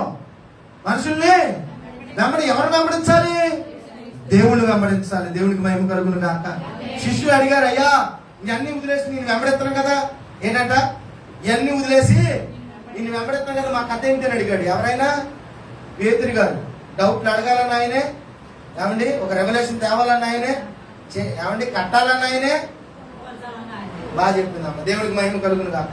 పేతురు, నా బండ మీద నీవు కట్టడానికి దేవుడు పెట్టాడు. యేసు ప్రభువు వెళ్ళిపోయి అయిపోయింది. ఇంకా కొన్ని రోజులు పునరుద్ధరణ అయిన తర్వాత కనపడిపోయేటప్పటికి ఏమండి వీళ్ళందరూ మేడగదిలో కూర్చున్నారు. కూర్చోగానే ఇంకొక ఆలోచన వచ్చేది. ఏంటది? ఒరే ఇంక చేసిన భక్తి చాలే, నేనేమి చేపలు పట్టుకుంటాను అన్నాడు. కట్టడానికి కదా నేను కాకేసింది, ఇంకెళ్ళిపోతాను నేను అన్నాడు. ఈయన అదేంటిది? నువ్వు వెళ్ళిపోతే మేము ఎందుకుంటాం? కొద్ది గొప్ప నీకే వాక్యం తెలుసు, నువ్వే మానవ ప్రార్థన బాగా చేస్తావు, నీకు తెలిసినంత మాకు తెలియదు. ఏమండి నువ్వు వెళ్ళిపోతే మేము వచ్చేస్తాం అని మొత్తం వెళ్ళిపోయింది. ఎక్కడికే? ఏ వల విడిచిపెట్టారో యేసును మరిస్తే అదే వల పట్టుకోవాల్సి వస్తుంది. మాట అర్థం అవ్వలేదు మీకు, చాలా ఆంతర్యార్థం. అది విడిచిపెట్టిన వలను మరలా నీకు గుర్తు వస్తుందంటే కారణం ఏంటో తెలుసా? దేవుడు మర్చిపోయేవని అర్థం. దేవుడు మర్చిపోయేవాడికి విడిచిపెట్టిన వలలు గుర్తొస్తాయి. దేవుడిని మర్చిపోయిన వాడికి విడిచిపెట్టిన సంగతులు గుర్తొస్తాయి. దేవుడు మర్చిపోతే పాత జీవితం గుర్తొస్తుంది. అక్కడ పోయాడు. ఈ మాట మీకు ఎందుకు చెప్పాలి నేను అనుకుంటాను తెలుసా? ఏమండి పేతురు కాస్తో కోస్తో వాళ్ళలో తెలివి కలిగి, జ్ఞానం కలిగి, నీళ్ళ మీద నడిచి పరలోక రాజ్య తాళాలు నీకు ఇచ్చేస్తానంటే ముంగొట్టి, ఏమంటే కొంచెం ఆరాటంగా ఓరాటంగా దేవుని కార్యాలు అన్నింటిలో ఏమంటే కొంచెం అంగుల ఆర్పాటాలు ఉండి ఆయన ఒక్కడు తప్పుకుంటే మొత్తం వెనకాల ఎంతమంది వచ్చేసారు? మొత్తం అందరూ వెళ్ళిపోయారు. ఎందుకు ఈ మాట చెప్తున్నానంటే ఈ మాట గుర్తుపెట్టుకోండి. ఏమంటే ఈ రోజు క్రైస్తవ ప్రపంచం ఎలాగుందో తెలుసా? కాస్తో కూస్తో వాక్యం తెలిసి, జ్ఞానం తెలిసి, ఏమంటే దైవత్వంలో వెలిగి, ఏమంటే దేవుల్లో ఫలించి వీళ్ళ కాస్తంత తప్పుకుంటే వీళ్ళ వెనకాల ఉన్న వాళ్ళందరూ కూడా అలాగే తప్పుకుపోతున్నారు. దీనికి కారణం ఏంటో తెలుసా? యేసును వెంబడిస్తే ఎప్పుడు ఎవరో తప్పిపోరు. పేతురికి కొంచెం వాక్యం తెలుసు, పేతురు కొంచెం భక్తిపరుడని పేతురు వెళ్ళిపోతే వీళ్ళు కూడా వెనకాల వెళ్ళిపోయారు. ఈరోజు చాలా మంది పెద్ద పెద్ద భక్తులు, పెద్ద పెద్ద ఉన్నతంగా ఉన్నటువంటి వ్యక్తులు, ఏమంటే పెద్ద పెద్ద సేవకులు, వారు ఏదైనా చిన్నటువంటి విమర్శించడానికి చెప్పట్లేదు. అన్ని తెలిసినోడు చిన్న పొరపాటులాగా చేస్తే అన్ని తెలిసినోడు ఆయనే చేశాడు కదా, మనం చేతకి ఏమైపోయిందని వాళ్ళు కూడా అదే చేస్తున్నారు. దాని లోపం ఏంటి? నువ్వు ఎవరిని వెంబడిస్తున్నావు? మనుషుల్ని వెంబడిస్తున్నావు. నీకు తెలీదా? 3.5 సంవత్సరాలు అద్భుతాలు చూడలేదా? 3.5 సంవత్సరాలు స్వస్థత చూడలేదా? పెట్టింది తినలేదా? ఏమంటే 5 చేపలు 2 రొట్టెలేనా? అది కూడా తెలియదు. ఏమండి 5 చేపలు పెట్టింది తినలేదా? చెయ్యెత్తి బాగుపడలేదా? చచ్చిన వాళ్ళు లేగలేదా? 3.5 సంవత్సరాలు ఇల్లు చూసి కాస్తో కూస్తో వాక్యం తెలిసి పేదరు నువ్వు వెళ్ళిపోతున్నావా? వచ్చేస్తున్నాం మేము కూడా. అయ్యో మా అయ్యగారు ఏమన్నా నేను పెట్టుకోమన్నాడు, పెట్టేసుకుంటాం మేము. మా అయ్యగారు తూకమన్నాడు, తూకేస్తాం మేము కూడా. 3.5 సంవత్సరాలు వేసినావు నీ వెంబడించి. ఒక చిన్నదానికి అన్ని తెలిసినోడు తప్పుకున్నాడు, నువ్వు తప్పుకుంటే ఎలా కుదురుతుంది? ఎవరు వెంబడిస్తున్నావు? ఎవరు కూడా వెళుతున్నావు? ఎవరిని అభిమానిస్తున్నావు? ఎవరిని గురువుగా, ఎవరిని పెద్ద పెద్దగా ఊహించేసుకుంటున్నావు? ఏదో ఒక రోజు తప్పు నువ్వేమైపోతావు? నువ్వు కూడా వెంబడించి వెళ్ళిపోతావా? వెనకాల వెళ్ళిపోతావా? మాట ఎందుకు గుర్తు చేస్తున్నానంటే పరిశుద్ధాత్మ దేవుడు చెప్తున్నాడు, మీరు ఎవరినైతే గురుగా వెంబడించాలని చూస్తున్నారో సాతాను వాళ్ళని కొడితే వాళ్ళు తప్పుకుంటే మీరు కూడా తప్పుకునేటట్టు ఉండకూడదు. అది కాదు వెంబడించడం అంటే. ఎవరిని వెంబడించాలి? మనము క్రీస్తుని వెంబడించాలి. హల్లెలూయా. యేసు క్రీస్తు వారిని వెంబడించాలి. దేవునికి మహిమ కలుగును గాక. కాబట్టి ఇంకా బైబిల్ చాలా రిఫరెన్స్లు ఉన్నాయి. సమాధానం వెంటాడాలి, దీన్ని వెంటాడాలి, చాలా ఉన్నాయి. ఎన్ని చెప్పాను, సమయం లేదు. కానీ ఏమండి మనం ఎవరిని వెంబడించాలంట? చెప్పండి అమ్మా, పైన వాళ్ళు ఎవరిని వెంబడించాలి? మనం చెప్పాలి. ఎవరిని వెంబడించాలి? యేసు క్రీస్తు వెంబడించాలి. వాళ్ళని వెంబడించే కాలం కాదు ఇది. పెద్ద పెద్ద భక్తులే రాలిపోయిన తారలాగా కిందకి అయిపోతున్నారు. చాలా ఒకసారి వెలిగించబడి చక్కగా చూసిన వాళ్ళే ఈరోజు ఏమైపోతున్నారు అని అంటే రకరకాల సిద్ధాంతాలు వెళ్ళిపోతున్నారు. అసలు ఈ భూమి మీద దేవుడు మన చేతిలో వాక్యం పెట్టడానికి కారణం ఏంటి తెలుసా? అసలు రాకడ సమయంలో దేవుడు ఇచ్చిన మొట్టమొదటి సూచన ఏంటి? ఎప్పుడైనా ఎవరైనా చదివారా? ఏమన్నా మనందరికీ తెలుసు, యుద్ధాలు వచ్చేది, భూకంపాలు వచ్చేది, సూర్యుడు నక్షత్రాలు మాకు అయిపోతే అవి జరిగితే. దానికి ముందు యేసుప్రభు ఏం చెప్పాడు తెలుసా? అసలు ముందు చెప్పిన మాట ఏంటో తెలుసా? ఎవరును మిమ్మల్ని మోసపరచకుండా చూసుకుని దేవుడికి మహిమ కలుగును గాక. ఒకడు మోసపరుస్తున్నాడంటే నువ్వు ఎవరిని వెంబడిస్తున్నావు? వాళ్ళు వెంబడిస్తున్నావు.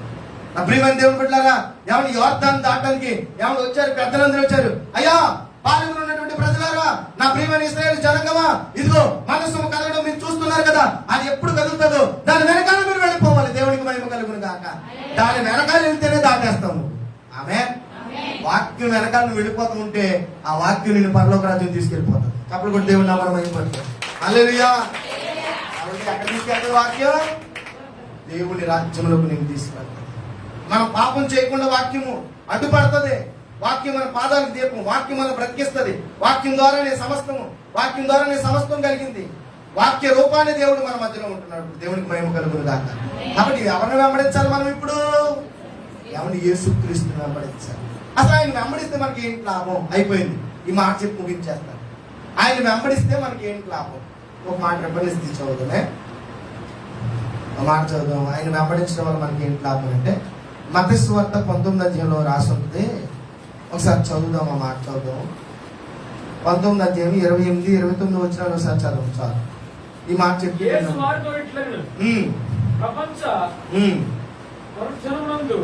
మనిషి కుమారుడు తన మహిమ గల సింహాసనం మీద పైనుంచి చదువుతాం. పేతురు ఇదిగో మేము సమస్తమును విడిచిపెట్టి, పేతురు అంటాడు, ఇదిగో మేము సమస్తమును విడిచిపెట్టి నిన్ను వెంబడించాము కనుక మాకేమో దొరుకునని ఆయనను అడగగా యేసు వారితో ఇట్లనెను. పేతురు అంటాడు, అయ్యా సమస్తాన్ని విడిచిపెట్టి నిన్ను వెంబడించాం కదా, అది నిన్ను వెంబడిస్తే మాకు లాభం ఏంటి?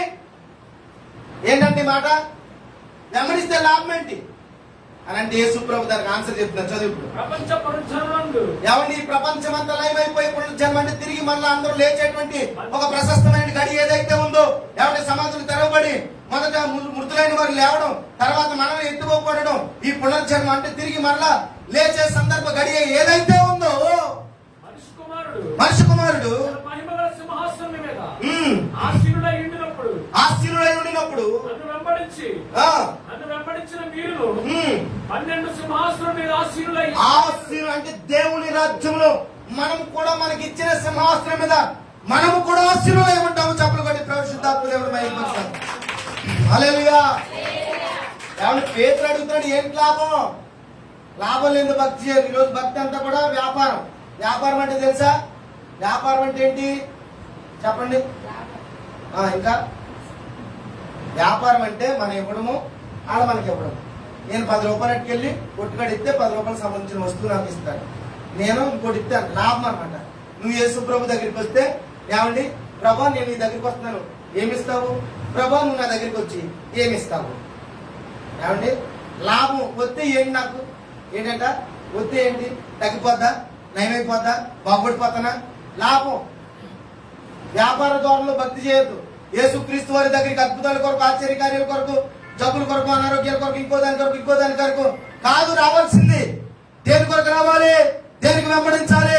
అదిగో ఆ నిత్య సియోనులో సమీపించడానికి తేజస్సు నవరత్నం కలిగినటువంటి దేవాది దేవుడు, ఆ సింహాసనం ముందు ఆసీనుడైనటువంటి దేవుడు ఉన్నారే, ఆయన సింహాసనం ముందు మనకు కూడా వేయబడినటువంటి సింహాసనం మీద కూర్చోవడం కొరకే దేవుడు వెంబడించాలి. హల్లెలూయా. అయ్యా ఏంటయ్యా వెంబడిస్తానంటే, ఓ సింహాసనం నీకు ఇస్తాను నా రాజ్యంలో. హల్లెలూయా. ఎక్కడిస్తాడంటే ఆయన దేవుని రాజ్యం నీకంటూ సింహాసనం ఇస్తాడు ఆయన వెంబడిస్తే. ఆమేన్. ఎవరికి ఇది అర్థం కావట్లేదు. దేవుని సింహాసనం కొరకు క్రీస్తుని వెంబడించాలి. హల్లెలూయా. ఇంకేంటి లాభం ఏంటి వెంబడిస్తే? చదువు. తీర్పు తీరుస్తారు మీరు, అది కాక మీకు నిత్య జీవం ఇస్తాను. దేవునికి మహిమ కలుగును కాక. ఏమండి ఏంటంటే ఆయన వెంబడిస్తే ఏమిస్తాడు? సింహాసనం ఇస్తాడు. ఆయన వెంబడిస్తే ఏమిస్తాడు?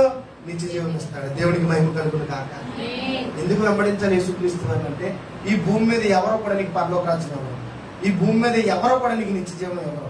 నిత్య జీవం ఇవ్వగలిగినటువంటి ఏకైక దేవుడు యేసు ప్రభు మాత్రమే. హల్లెలూయా. పరలోక రాజ్యంలో నిన్ను నిలబెట్టగలిగినటువంటి ఏకైక దేవుడు యేసు ప్రభు మాత్రమే. కాబట్టి ఆయనను వెంబడిస్తే ఎవరంట? ఆయనను వెంబడిస్తే ఏమిస్తాడు మనకనంటే సింహాసనం ఇస్తాడు. ఆయనను వెంబడిస్తే మనకు నిత్య జీవాన్ని ఇస్తాడు. దేవునికి మహిమ కలుగును గాక. నా ప్రియ దేవుని బిడ్డలారా, ఈ మొదటి రోజు, ఈ సంఘ క్షేమాభివృద్ధి కూడికలో మొదటి రోజు పరిశుద్ధాత్మ దేవుని చేత మనం పొందుతున్న ఉపదేశం ఏంటో తెలుసా? పరమకాలానికి అడ్డుపడుతున్న యోర్దాను నువ్వు దాటాలి. ఆ యోర్దాను దాటాలంటే ఏమంటే ఏం చేయాలి? ఏమండి? మందసాన్ని వెంబడించాలి. దేన్ని వెంబడించాలి? మందసాన్ని వెంబడించాలి. మందసములో ఉండే వాక్యాన్ని వెంబడించు. మందసముకి సాదృశ్యమైన యేసుక్రీస్తుని వెంబడించు. వెంబడిస్తే ఏంటి లాభం? సింహాసనం ఇస్తాడు, నిత్య జీవాన్ని ఇస్తాడు. ప్రియ దేవుని బిడ్డ, మనం కూడా దేవుని రాకడికి అతి సమీపంగా ఉన్నాం. ఎప్పుడో దేవుని రాకడ తెలియదు. ఇంకా ఈ భూ సంబంధమైన వాటి కొరకు, ఈ భూ సంబంధమైన విషయాల కొరకు, భూ సంబంధమైన ఆశీర్వాదాల కొరకు, దీని కొరకు నువ్వు ప్రాకులాట ఆపేసాయి. ధనవంతుడు వచ్చి అడుగుతున్నాడు, ఏంటి కొదువా? ఏంటి పరలోక రాజ్యం వెళ్ళడానికి కొదువా? అయ్యా నీకోటి కొదువుగా ఉంది అని అంటున్నాడు. ఈరోజు మనం ఎలా కాలానికి చేరుకోకుండా అడ్డుపడుతున్నా కొదువులేంటి? యోర్దాను నది కొదువుగా ఉంది. ఆమేన్. యోర్దాన్ని దాటాలంటే వాక్య ప్రకారంగా జీవించాలి. హల్లెలూయా. కాబట్టి దేవుడు మాట వినేవాళ్ళని ఇష్టపడతాడు. ఎవరిని ఇష్టపడతారంట? దేవుడు మాట వినేవాళ్ళని ఇష్టపడతాడు. దహన బలులు ఆయనకు అక్కర్లేదు. ఏం కావాలి? ఏం కావాలంట? ఏమంటాడు సమూయేలు? ఏంటంట? దేవుని మాట వినుట శ్రేష్టము. ఏమిరా నీ దహన బలి ఎవరికి కావాలి? ఎవరికి కావాలి? దేవుని మాట వినుట శ్రేష్టం. అందుకేసాను గారు మంచి పడ్డారు. నైవేద్యములు దహన బలులు నీవు కోరవుగా, నా ప్రాణాత్మ శరీరము బలి అర్పణ కాగా, నా జిహ్వ బలులు స్తోత్ర బలులుగా, నా జిహ్వ బలులు మారిపోయేనే. కృపా సత్య సంపూర్ణుడా, సర్వలోకానికే చక్రవర్తివి నీవే యేసయ్యా. సర్వలోకానికే చక్రవర్తివి నీవే యేసయ్యా. హల్లెలూయా. దేవుడికి మాట వినుట శ్రేష్టం. ఏం వినాలంట? మాట వినాలి. మాటను వెంబడించాలి. చాలా మంది మీరు కానుకలు చెప్తాం కాబట్టి వెళ్ళిపోతాం అనుకుంటారు. ఎవరో నీ కానుక నిన్ను పరలోక రాజ్యానికి తీసుకెళ్తుంది అనుకుంటాం. భ్రమ. వెళ్దాం, తీసుకెళ్దాం. దేవుని మాట వింటే పరలోక రాజ్యం వెళ్తారు. ఆమేన్. హల్లెలూయా. అందుకే ఆయన కానుకలు పెట్టి దగ్గర ఆ రోజే కూర్చున్నాడు. ఆయన ఆ రోజు కూర్చున్నది ఎందుకో తెలుసా? ఒక వ్యక్తి సమర్పణని ప్రభు చూడడానికి కూర్చున్నాడు. దేవునికి మహిమ కలుగును గాక. ఏమంటే ఇచ్చే చేతులు కాదు, ప్రభు చూస్తుంది. నేను ఎలా చెప్పాను మా సంఘంలో ఏంటో తెలుసా? నేను ఉపవాస ప్రార్థనలు 10 రోజులు ఉన్నప్పుడు చాలా భారంతో 10 రోజులు 10 మంది సేవకులు పిలవాలి. అతనే మనకి అంతంత మాత్రం. ఏమండి ఆ సమయంలో దేవుడు అన్నాడు, అసలు అలా చెప్తాం అనుకున్నాను 10 రోజులు మీరు సేవకులు వస్తారు కదా ఇలా చేయండి అని అంటే, పరిశుద్ధాత్మ దేవుడు అన్నాడు అసలు మాట చెప్పొద్దని. ఆయన ఏమన్నాడు తెలుసా? ఏమన్నాడంటే, ప్రభు ఏమండి మీ చేతులు గుప్పెళ్ళు నాకు వద్దు, మీ నోటి చప్పులు నాకు కావాలని మాట్లాడన్నాడు. దేవునికి మహిమ కలుగును గాక. హల్లెలూయా. అర్థం అవ్వలేదు నా భాషని. మీ చేతులు గుప్పెళ్ళు వద్దు, మీ నోటి చప్పుడు కావాలి. ఈ నోటి చప్పుడు ప్రార్థన. ఆమేన్. నీ గుప్పుల కంటే నీ ప్రార్థన విలువైంది. హల్లెలూయా. ప్రియ దేవుని బిడ్డలారా, ఎందుకు మాట చెప్తున్నానంటే చాలా మంది గుప్పులు విప్పితే ఎక్కడికి వెళ్ళిపోతామంట? అందుకేమో నేను మొన్నే 10 లక్షలు ఇచ్చాను కాబట్టి ఖచ్చితంగా నాకు 5వ నెంబర్ సీట్ రాసి ఉంటుంది. ఇదేమో బస్సు అనుకున్నావా రిజర్వేషన్ చేయించుకుంటాకే, రైలు అనుకున్నావా రిజర్వేషన్ చేయించుకుంటాకే, ఎంత డిపాజిట్ చేసినా రిజర్వేషన్ అవ్వదు. ఏమంటే మారాల్సింది మారితే దేవుడి సన్నిధానంలో దక్కాల్సింది దక్కుతుంది. హల్లెలూయా. ప్రియ దేవుని బిడ్డలారా, మాట వినడం శ్రేష్టం. దేవుని మాట వినాలి, దేవుని మాటను అనుసరించాలి, దేవుని మాట ప్రకారంగా జీవించాలి. ఏమండి, యేసుక్రీస్తు వారిని వెంబడించాలి.